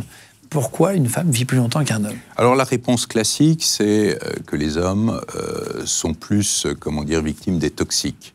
Tabac, alcool, plus d'accidents, etc. Font moins attention à leur santé que les femmes. Les femmes ont une vision de la santé, une approche de la santé qui est différente de celle des hommes. Donc tout ça peut jouer. Et régulièrement, on voit les deux courbes qui se rapprochent. Et alors, les hommes se disent, chouette, enfin l'égalité entre nos longévités. Et ensuite, l'année suivante, ça s'écarte de nouveau. Est-ce qu'il y a un truc physiologique ? Ouais, c'est probablement le système hormonal qui protège beaucoup jusqu'à la ménopause. Et les comportements qui vont jouer. Alors ensuite, vous avez des analyses, par exemple, pour revenir aux télomères, ont des télomères souvent plus longs que les nôtres. peut-être qu'elles sont... Il y a plein de petites explications qui courent, mais en réalité, on n'a pas de certitude. Quand on interroge les statistiques de façon générale, on ressort toujours ça. Toutes les problématiques de toxiques, les problématiques donc toxiques, tabac, alcool et vie plus à risque. Une étude de l'INSEE a montré que les gens qui sont plus riches vivent en moyenne en France 13 ans de plus pour les hommes, par exemple. Je vous posais la question tout à l'heure, il y a une étude qui l'annonce. Est-ce que ça vous étonne ? Non, là aussi, on est dans le risque. C'est-à-dire que les gens de groupes plus aisés ont une meilleure éducation, font plus de sport, font plus attention à ce qu'ils mangent, en moyenne, hein, parce qu'en vous disant ça, j'ai tous les contre-exemples. Voilà, tous les contre-exemples. Si tu manges trop au restaurant et que tu te mets tous les soirs une côte de bœuf, tu vas pas forcément vivre plus vieux. Exactement. Voilà. Et ça, c'est une vraie réalité par rapport à quelqu'un qui a un métier pénible, qui rentre le soir et qui va aller prendre des choses qui tout simplement correspondent à une façon de lutter contre son stress, sa journée, il veut oublier sa journée, etc. Il y aura des comportements délétères et donc une espérance de vie plus faible. J'ai une question très importante. Ouais. Quels sont les facteurs qui accélèrent le vieillissement ? Alors, on est bien d'accord, on est tous inégaux d'un point de vue biologique. À partir de là, comment faire pour raccourcir son espérance de vie ? 1, manger beaucoup. Le but étant de la rallonger, donc vous prenez l'inverse de ce qu'il vous donne. Hein, quand même. Oui. Soyons bien clairs là-dessus. Pour bien que c'est important. Manger très sucré et beaucoup. Ça, c'est génial pour les maladies diabétiques, c'est génial donc pour la glycation, c'est génial pour le cardiovasculaire. Marche très très bien. Sédentarité, ça renforce encore. D'accord. Ensuite, tous les toxiques. Sédentarité, c'est-à-dire peu de sport, vous ne bougez pas. Oui, en faire un minimum. Voilà. Minimum. Tous les toxiques classiques. Le tabac est un toxique. Ok, ça nous abîme. L'alcool est un toxique. Alors, on n'a pas la même vision en France des deux toxiques.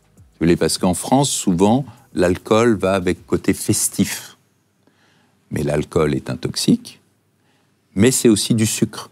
Ça nous apporte du sucre. C'est double. Tous ces gens qui vont prendre leur petit verre de vin rouge tous les jours que Dieu fait, peut-être à chaque repas, 2 verres, sur le long terme, c'est considérable. Considérable. Je ne vous parle pas de tous les gens qui se droguent de près ou de loin. Une drogue est mauvaise. Même les drogues douces, c'est mauvais. On va revenir sur chacune après. Hein, d'accord. Donc, avec plaisir. Tabac, alcool. Drogue, sédentarité. Et sucre. Et sucre et l'excès calorique. Il y en a un autre que vous nous avez dit au téléphone, dont on va parler après. C'est le manque de sommeil. Alors, vous dites que ça, c'est un accélérateur de... Ça, c'est quelque chose de relativement récent. Les gens dorment plus suffisamment. Alors, ils sont stressés, parce que, en fait, l'autre grand facteur, c'est le stress. Et le stress va accentuer tout ce qui est sucre, tout ce qui est glycation, va accélérer tout ce qui va être l'usure interne de l'organisme et va perturber un certain nombre de fonctions, comme le sommeil.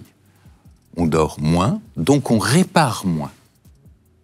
On est plus fatigué le lendemain, on en fait moins, et c'est un cercle vicieux d'enfer. Mais alors, les troubles du sommeil, c'est lié à plein de choses. C'est parce que pour bien dormir, en fait, il faut avoir des habitudes strictes et s'y tenir. Se coucher à une certaine heure, se réveiller à une certaine heure, y compris le samedi et dimanche. D'accord ? C'est pas la grasse matinée ne permet pas de récupérer. Hein, c'est aussi une idée reçue qu'il faut casser. Ensuite,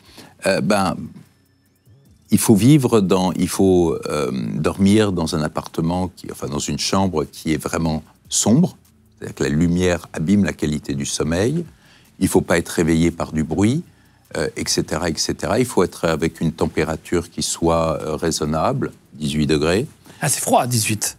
Ouais, c'est idéal. Allez, on peut monter à 19 pour vous. Parce que, non, mais moi, j'ai pas de problème, j'adore le froid. Mais là, vous voyez, il fait 22 dans le studio et souvent, on me dit, tiens, il caille quand même dans le plateau. Oui, d'accord, mais 19, généralement, vous êtes sous une couette tout de même. Vous n'êtes pas nu sur votre lit. Non, mais même sous une couette, on bouge pas, on a plus froid la nuit. Mais 19, mettez 19 chez vous allez voir, c'est quand même plus frais.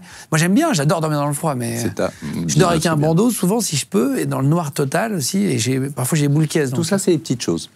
Le corps se repose mieux dans le noir, dans le froid, et avec dans le froid. Ça favorise le sommeil, ça favorise la profondeur du sommeil. Il faut dormir combien de temps pour la santé, pour mieux vieillir, c'est quoi? C'est dépendant de chacun, mais on est toujours dans les 7-8 heures. Est-ce que c'est vrai qu'il y a des gens, j'ai entendu, le président dort 3 heures par nuit, 4 heures par nuit. Est-ce que c'est vrai que certaines personnes peuvent dormir 4 heures par nuit et aller bien? Ouais. Ne pas avoir besoin de plus? Ça, c'est une des grandes injustices. Moi, je suis très envieux par rapport à ces gens-là. Parce que sur 4 heures par rapport à 8... ça veut dire qu'ils gagnent 4 heures de vie par jour. C'est énorme. De boulot, de ce qu'ils veulent. Mais 4 heures par jour, par semaine, sur une année. On se répare la nuit. On se répare. C'est important, le sommeil. On se répare plus vite. Ouais. Est-ce que, j'avais noté quelque chose, j'ai toujours entendu ça, trop dormir est mauvais pour la santé, comme le sport. Est-ce que c'est vrai? Ensuite, si vous dormez trop, ça veut dire que votre sommeil n'est pas réparateur. D'accord? Donc là, c'est le trouble de base. Si on a un ado à la maison qui dort... c'est différent. 12 heures, 13 heures, 14 heures. L'ado, il se construit. Il a besoin de plus d'heures de sommeil. Donc c'est normal. Donc ça, c'est plutôt normal. Je ne parle pas de l'ado qui se couche à 2 heures du matin et qui va se lever à midi. Hein? Je ne parle pas de ça.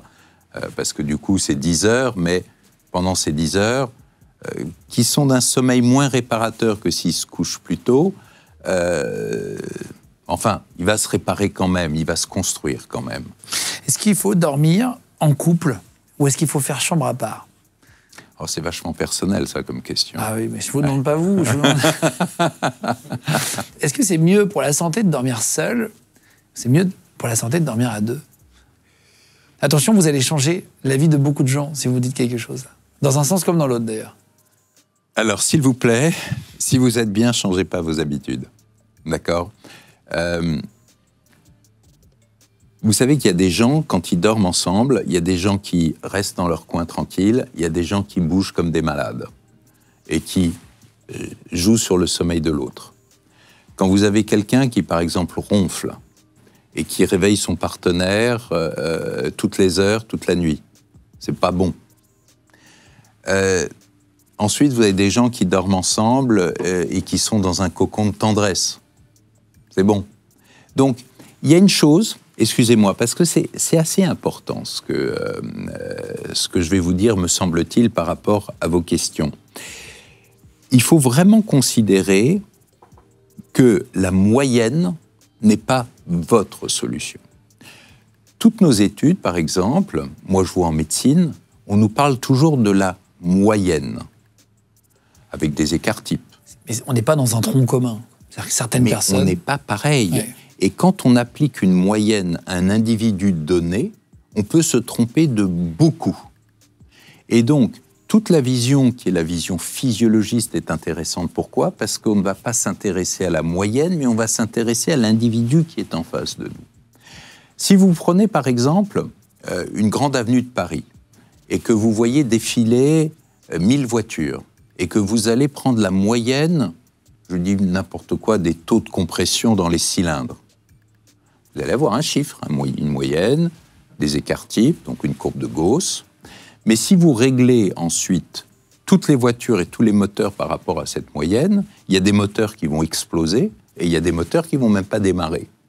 Donc, moi, je crois que le grand avenir de la médecine, c'est justement à travers cette physiologie de personnaliser à outrance les choses. Et donc, du coup, je suis méfiant à chaque fois que vous me sortez des chiffres moyens. Mais c'est pour avoir une base, pour qu'on imagine. Sûr. Mais je comprends de votre côté, un humain ne fait pas l'autre. Pour une personne qui va dormir avec un ronfleur, et c'est moins bon pour sa santé, une personne qui va bien dormir dans les bras de quelqu'un, ça va être bon pour sa santé. Alors, dans ma façon de vous répondre, il y a toujours ça. C'est pour ça que j'ai mes hésitations, parce que si on répond de façon moyenne, il y a des gens qui adorent répondre de façon moyenne. Pourquoi? Parce que ça enlève toute responsabilité. Ah, l'étude dit qu'il y a ça. Et moi, je pense aux gens individu par individu. Donc, j'ai une vision différente.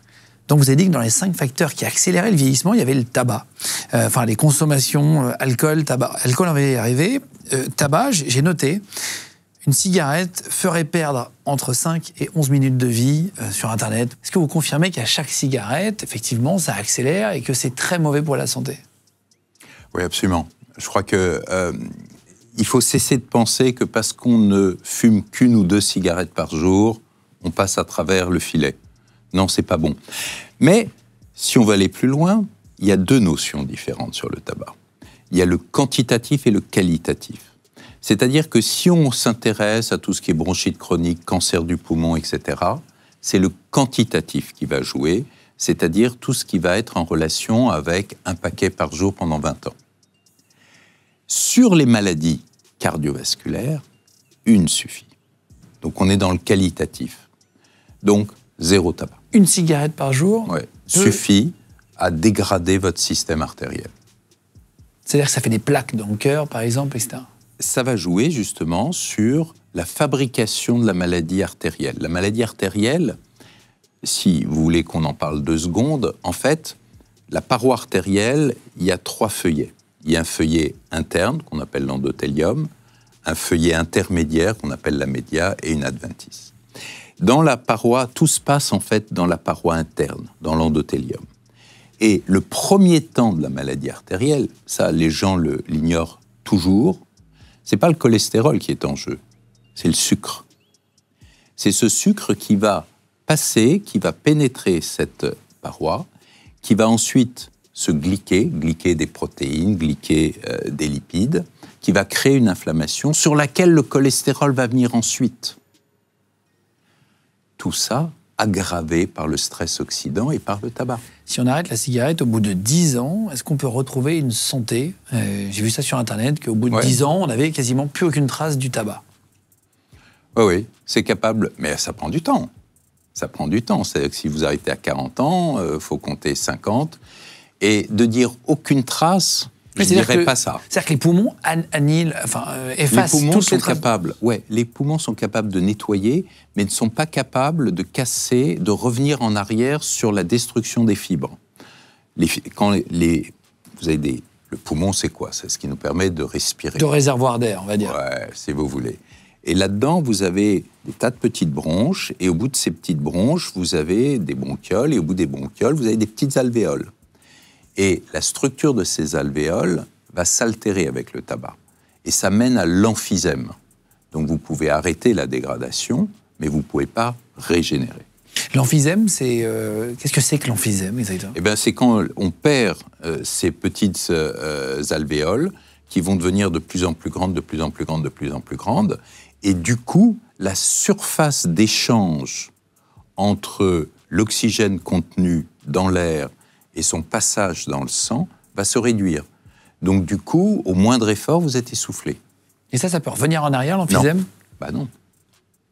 Donc croire qu'il suffit d'arrêter 10 ans pour que tout revienne dans la norme, non, on arrête le risque. Est-ce qu'on peut voir une différence physique notable à l'extérieur du corps sur un fumeur qui a fumé pendant 20 ans? Ouais, mauvaise peau. La peau est fine, la peau est terne, c'est affreux. Vous fumez, vous? Non. Je m'en doutais, vu comment vous en parlez. C'est quelque chose que vous déconseillez fortement quand vous voyez un patient arriver, vous lui dites écoutez la cigarette, déjà c'est la première chose? Alors, non, justement, je ne réagis pas comme ça et c'est souvent une surprise. Il y a d'abord les gens que nous voyons sont des gens qui sont très concernés par leur santé. Sinon, ils ne seraient pas venus. Voilà, sinon ils seraient... Ils n'auraient même pas cherché. Ils sont très concernés par leur santé, donc ils ont beaucoup lu. Ils sont beaucoup intéressés au sujet, donc ils savent que le tabac est un problème. Donc la plupart du temps, ils ne fument pas. Mais, chez les quelques fumeurs que nous voyons, eh bien, ils sont souvent étonnés parce que quand on fait le débriefing de tous leurs résultats, ils me disent « Oui, mais docteur, vous ne m'avez pas parlé du tabac ?» Ben, je dis « Oui. Si je vous dis d'arrêter le tabac, vous savez qu'il faut arrêter le tabac.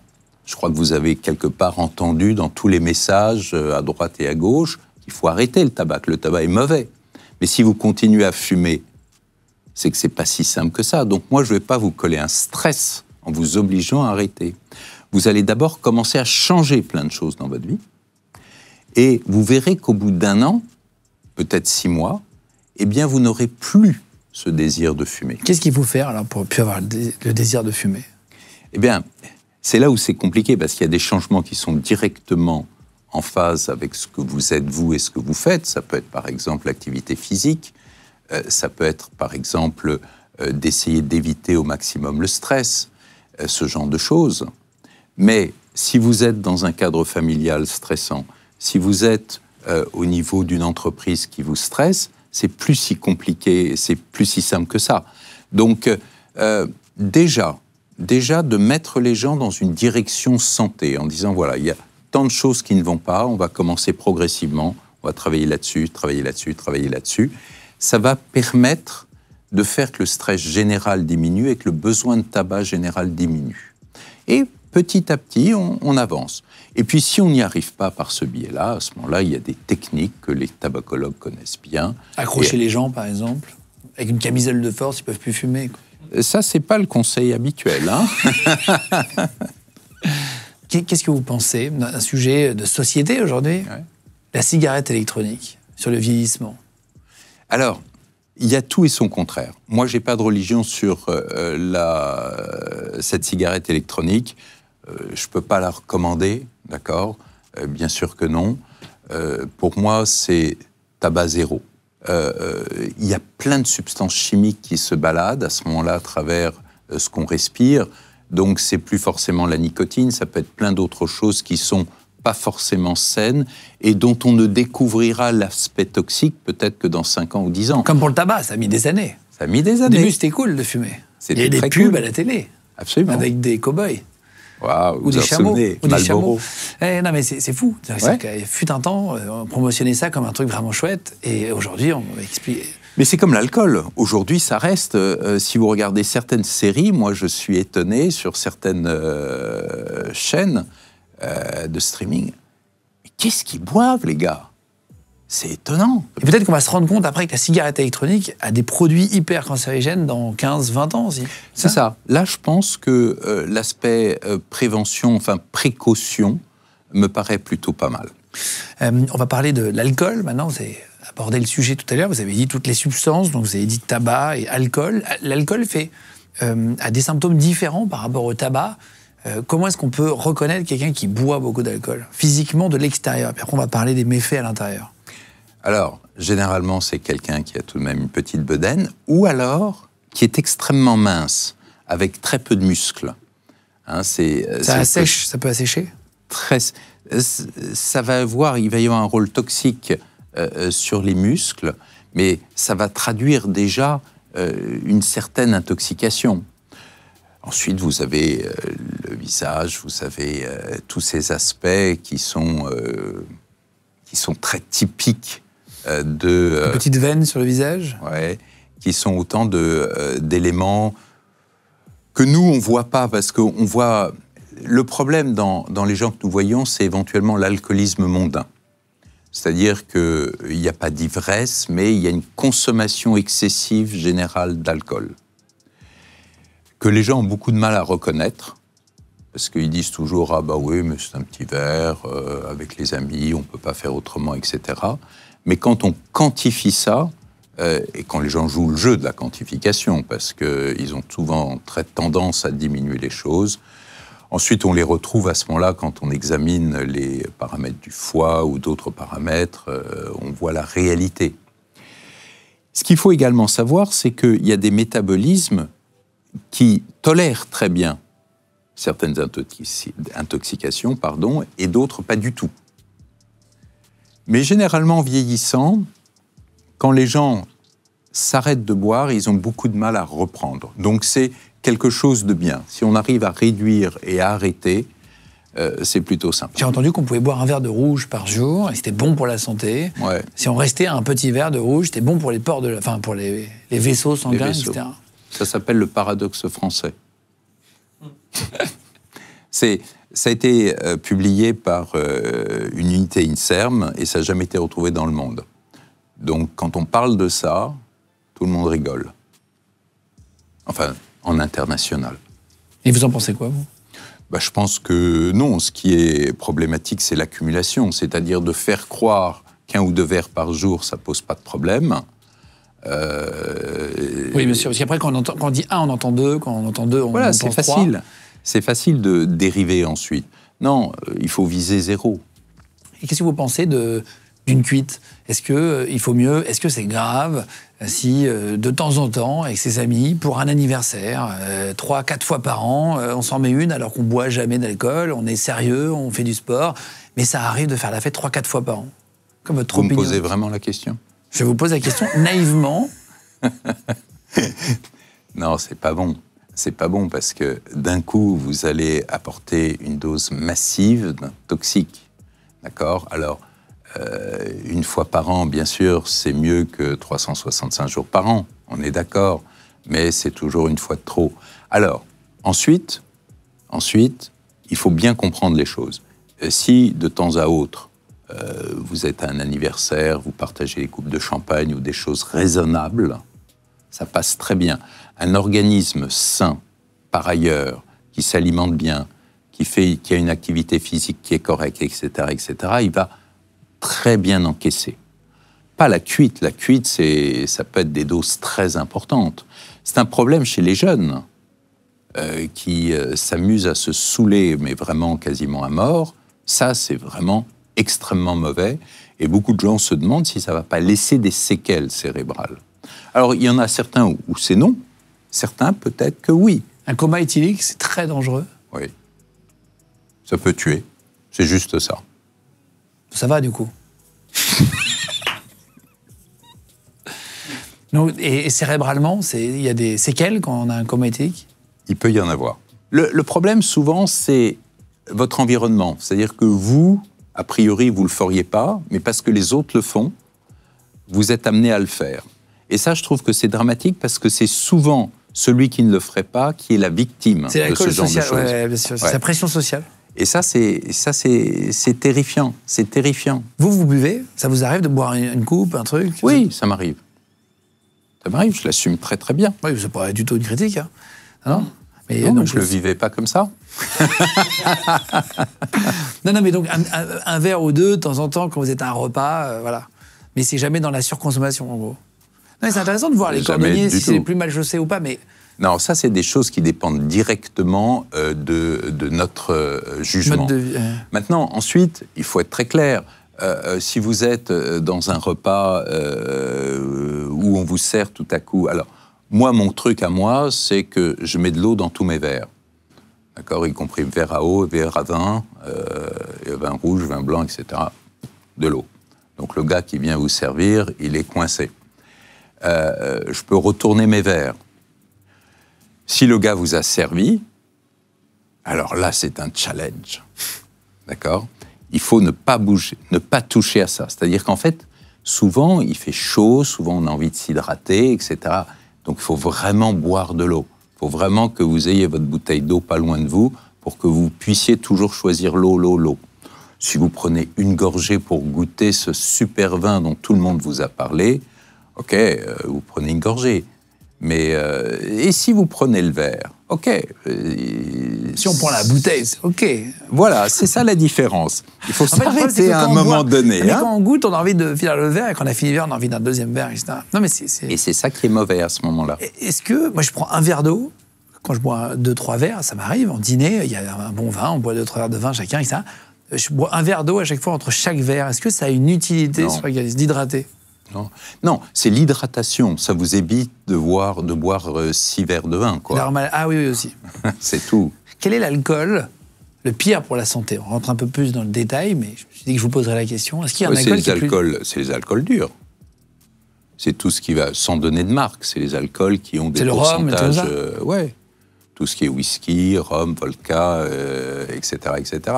Ça... Si on doit boire un verre de vin, est-ce qu'on boit un verre de vin rouge, rosé ou blanc? Quel est le pire pour la santé? Déjà, si vous en buvez très peu, tout passe. C'est pas ce que je vous ai demandé. Très peu. Ensuite, c'est une question de plaisir. Si vous êtes... Il y a des gens qui sont que vin blanc, que vin rouge. Alors, l'histoire du vin rouge, c'est quoi l'histoire du vin rouge? C'est le resveratrol. On a remarqué qu'effectivement, le resveratrol qui est dans le vin rouge et pas dans le vin blanc, peut être intéressant pour les vaisseaux.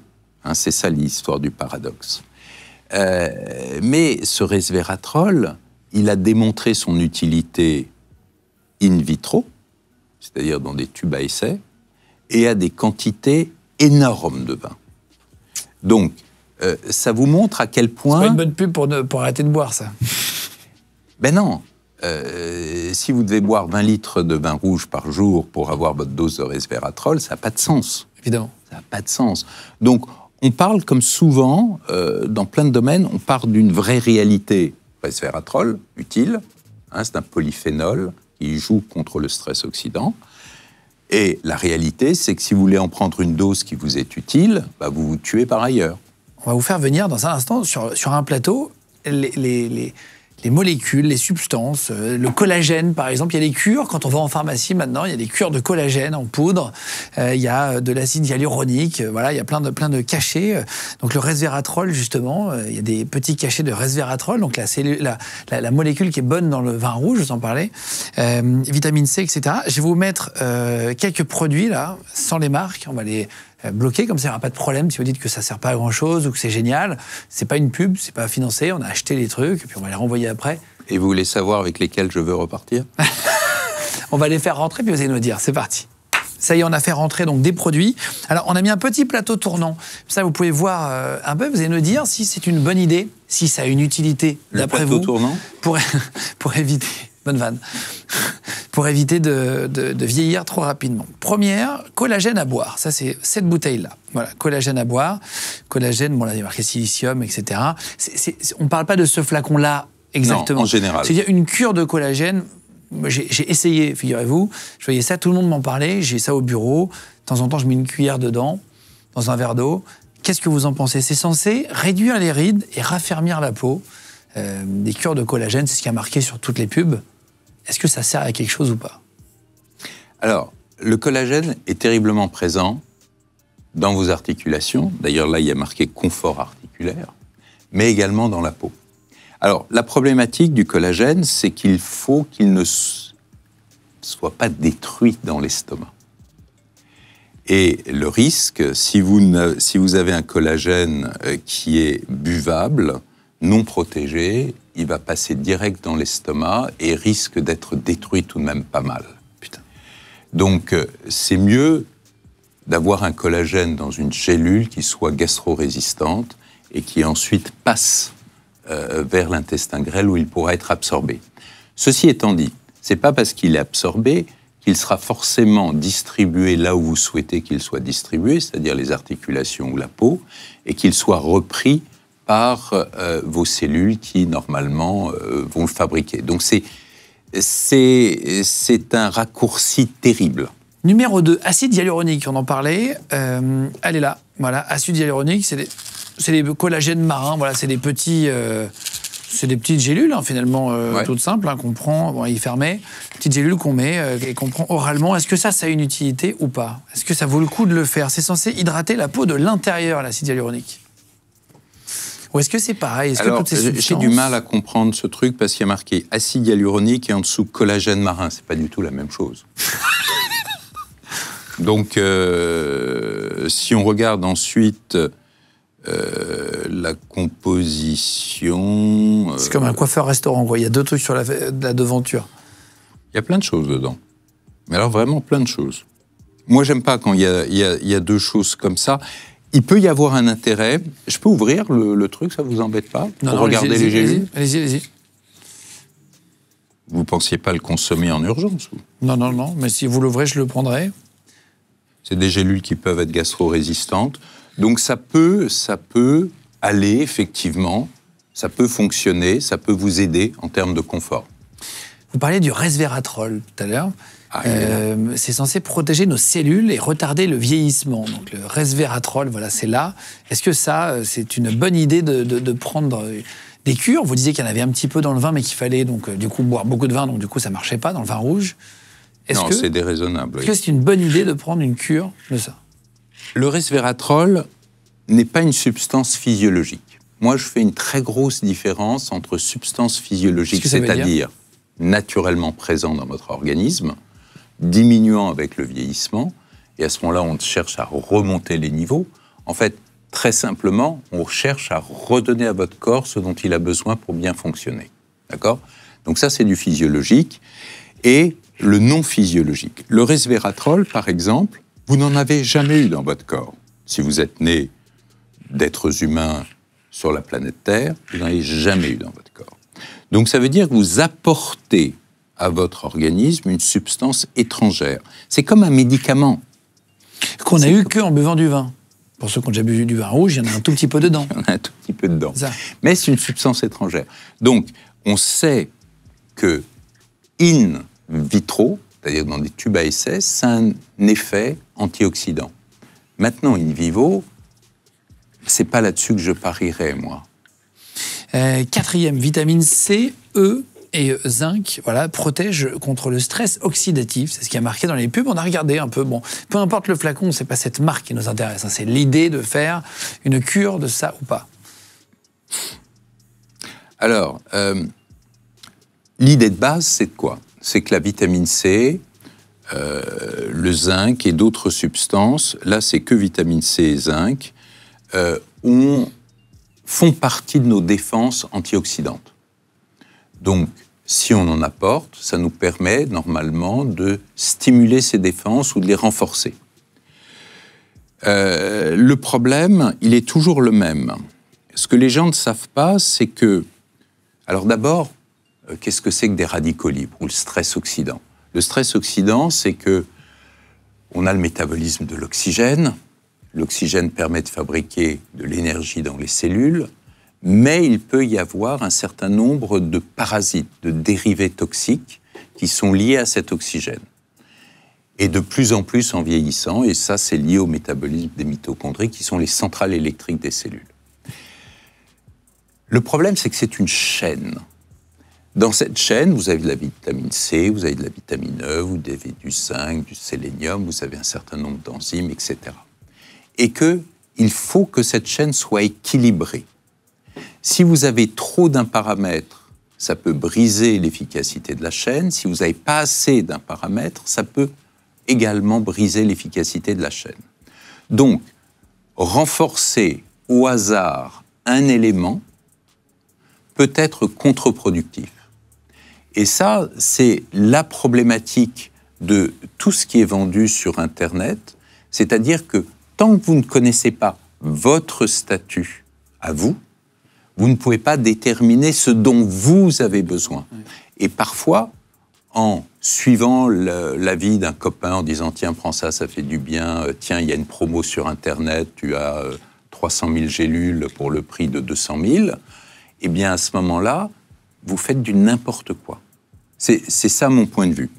Sinon, maintenant, qu'est-ce qui se passe ? Le zinc, là, il est à 1000 mg. Bon, c'est quelque chose qui peut assez bien coller. Mais pourquoi ? Gardez toujours en tête, si vous en avez suffisamment, trop, c'est pas bien. Ashwagandha, ginseng, améliore l'énergie, réduit le stress. Parce que là, vous me dites que c'est pas incroyable depuis tout à l'heure. On essaie de trouver est-ce qu'il y a quelque chose de bon ou pas. Et puis vous nous direz après ce que vous préconisez pour mieux vieillir, s'il y a vraiment des choses utiles. Ashwagandha, ginseng, améliore l'énergie, réduit le stress. C'est connu, tout ça est issu de certaines médecines ancestrales, hein, indiennes, chinoises et autres. Là, c'est plutôt indienne. C'est pas un produit physiologique, vous n'en avez pas. Donc ça peut servir à stimuler. Moi, je n'ai pas l'expérience de ce produit, donc je ne peux pas vous dire ce que ça apporte. Je vais vous dire, vous n'en avez pas, donc passez votre chemin. Donc la mélatonine, moi j'en prends parfois quand je voyage pour essayer de me réguler quand il y a un décalage horaire ou quoi. Donc c'est plus dosé que ça c'est 1,9, donc c'est pas très dosé, parce qu'en France c'est limité aussi. Ouais. Donc la mélatonine, c'est censé réguler le sommeil, c'est l'hormone du sommeil, je crois, qui est déclenchée par le cerveau pour dire que c'est l'heure de faire dodo. Et donc ça ralentirait le vieillissement cellulaire. Quand on parle de vieillissement, c'est pour ça qu'on a pris cette boîte pour montrer un exemple. Alors la mélatonine, donc c'est une hormone. Il faut donc ça, on l'a physiologiquement de base. Et ça, vous l'avez physiologiquement. Elle se réduit avec le vieillissement et elle a un certain nombre d'effets. Un des effets qui est le plus, je dirais, le plus dans la sphère publique, c'est sur le sommeil. Donc ça va induire le sommeil et augmenter la profondeur du sommeil. Donc ça, c'est plutôt sympa. Ça a d'autres effets également. C'est un immunorégulateur, ça joue sur l'immunité. Ça limite certains cancers, le développement de certains cancers. Il y a plein d'études sur cancer du sein et mélatonine. Ça va également jouer sur tout ce qui est moral. Il y a un médicament en vente à base de mélatonine, enfin d'un dérivé de la mélatonine comme antidépresseur. Donc, il y a plein d'effets derrière ce produit qui est censé être miraculeux sur le sommeil. Maintenant, il y a une dérive intéressante parce que là, c'est autorisé en France jusqu'à 1,9 mg. Aux États-Unis, vous pouvez trouver over the counter, c'est-à-dire n'importe où, vous pouvez trouver de la 10 mg, de la 20 mg, si vous avez une insomnie qui est un peu complexe, ou si vous cherchez à avoir d'autres effets. C'est dangereux, 10 mg, 20 mg? Vous avez survécu. T'as-tu de la chance? Non, en fait, c'est pas une question de chance. La mélatonine est un des rares produits où il n'y a pas de DL50, c'est-à-dire de dose létale 50. C'est-à-dire que quand on teste ça chez les animaux, et quand on dépasse un certain seuil, on a 50% de la population animale qui meurt. Donc avec la mélatonine, il n'y en a pas. D'accord. Bon, je ne vous invite pas à essayer, mais je veux dire, le risque est très très faible. Dernière, le spermidine, je ne connaissais pas, ça recycle et nettoie les cellules, c'est ce qu'ils disent, en tout cas en termes marketing. Qu'est-ce que c'est que le spermidine? Est-ce que ça fonctionne? D'abord, c'est un nom qui rappelle le sperme, hein, il y en a dans le sperme. C'est un très bon antioxydant, mais là aussi, on est complètement dans le mystique, c'est-à-dire que ça marche dans un tube à essai. Chez l'être humain, personne n'a rien démontré. Mais personne. D'accord? Donc, il y a plein de gens, et ça, c'est particulièrement vrai chez ce qu'on appelle les biohackers.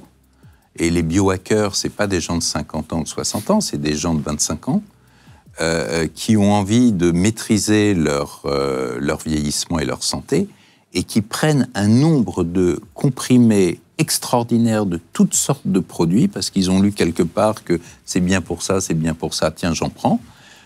D'autant s'il y a une publicité sur Internet avec des réductions. Non, mais c'en est là. Les Américains, parfois, ont carrément comment on dit, des semainiers, non, c'est ça? Ouais, semainiers. Une sorte de boîte, une sorte de petit tupperware avec plein de petites cases, comme on a pour ceux qui ont des traitements de longue durée, avec le jour de la semaine, etc. Il y en a qui ont plein de gélules tous les jours, des Américains qui se prennent des poignées de gélules entières. Ouais, mais ça peut c'est pas bon pour la santé. Ça peut se compter en centaines de gélules. D'accord? Donc, par jour, vous dire? Ouais, par jour. Donc c'est un sacré business. Et encore une fois, sans savoir ce dont ils ont vraiment besoin. C'est toute la problématique, elle est là. Vous êtes chercheur dans le vieillissement, pour terminer sur ce sujet-là, est-ce qu'il y a quelque chose que vous conseillez? Là, vous ne conseillez pas grand-chose. Est-ce qu'il y a quelque chose en pharmacie qui est bon d'aller acheter pour mieux vieillir? Non, la meilleure chose à notre stade, là, de la discussion, pour bien vieillir, faire attention à ce que vous mangez et avoir une activité physique adaptée. Okay, ça, c'est vraiment mieux que ça. Là-dedans, il y a un produit qui est très intéressant et qui a reçu le label de produit miracle, entre guillemets, c'est la mélatonine. Mais la mélatonine, il faut savoir, là encore une fois, l'utiliser, il faut savoir à quelle dose l'utiliser, il faut savoir l'adapter. C'est une hormone. Une hormone a des contre-indications, une hormone a des indications et a des modes de surveillance. Merci beaucoup. On va juste débarrasser le plateau et on continue l'émission. Voilà pour les produits, ça nous a permis de voir un peu ce qui était efficace d'après vous ou pas. Et puis en tout cas, c'est très clair. En gros, il y a 5 facteurs. On va continuer, si vous voulez bien, dans une prochaine émission, un de ces jours. On va essayer de se réorganiser pour un prochain tournage, parce que c'était très intéressant. J'espère que ça vous a plu chez vous. Il y a plein de sujets que je voulais aborder aujourd'hui, mais l'émission va durer 4h30, si je commence à m'écouter. Facile, ouais. Il Il y avait plein de sujets que je voulais aborder avec vous. On en parlera dans la prochaine émission. Donc n'hésitez pas à me mettre en commentaire si, là je vais vous citer le programme de la prochaine émission, de la partie 2, mais si vous avez d'autres idées et d'autres sujets que vous voulez que j'aborde, n'hésitez pas à me les mettre en commentaire. On ira les lire, on ira les regarder, on essaie de vous suivre, c'est l'objectif, on l'a fait ensemble l'émission. On va parler de sexualité dans le couple aussi. Est-ce que ça rallonge? Est-ce que ça permet de mieux vieillir? Est-ce qu'on peut continuer d'en avoir tard, etc. On en parlera. On parlera de la viande, du véganisme aussi. Est-ce que c'est bon de ne pas manger de viande? Est-ce que c'est bon de manger de la viande? Certaines. Vous nous donnerez votre avis, vous qui êtes chercheur en vieillissement. On parlera du sucre. On n'a pas pu vraiment aborder le sujet. On a évoqué le sujet tout à l'heure. On parlera du sport plus en précision. On a abordé le sujet du... Finalement, on a parlé de beaucoup de choses et en même temps, il m'en reste beaucoup. De gagner des années de vie aussi. Quelles sont vraiment les choses à faire au quotidien pour qu'on puisse gagner des années de vie? On va parler de cryogénisation, de sujets très différents, de chirurgie esthétique. C'est commencé aussi à en parler tout à l'heure.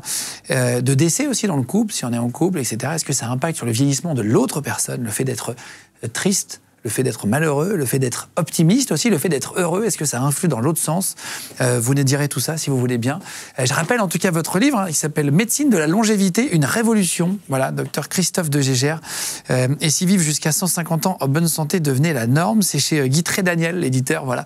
Je vous mettrai le lien cliquable dans la description si vous voulez le prendre. Vous n'avez plus qu'à le commander dessous avec plein de choses. Comme ça, vous pourrez préparer vous-même la partie numéro 2 et poser des questions en commentaire. Je les prendrai vraiment, hein, tous les messages que vous mettrez, on ira les lire avec les auteurs pour aller chercher les questions. Et puis si vous nous écoutez en podcast audio, Spotify, Deezer, Apple Podcast, Amazon Podcast, il sera en description aussi de la plateforme directement. N'hésitez pas à nous mettre 5 étoiles, ça nous aide beaucoup sur le référencement. Vous écoutez des podcasts? Vous regardez des vidéos YouTube ou pas trop?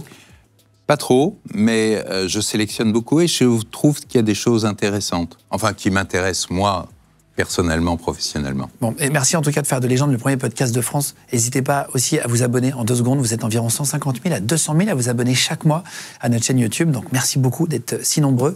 Plus vous êtes nombreux, plus on peut avoir d'invités exceptionnels, comme aujourd'hui de Christophe de Gégère. Voilà, on est très heureux de vous avoir eu. Merci beaucoup, d'être venu jusqu'à nous. C'était un plaisir de vous avoir. C'était passionnant comme sujet. On essaiera d'approfondir dans une partie 2, parce qu'on avait tellement... C'est rare, pour vous dire, pour vous donner vraiment les détails, j'ai 46 fiches, voilà.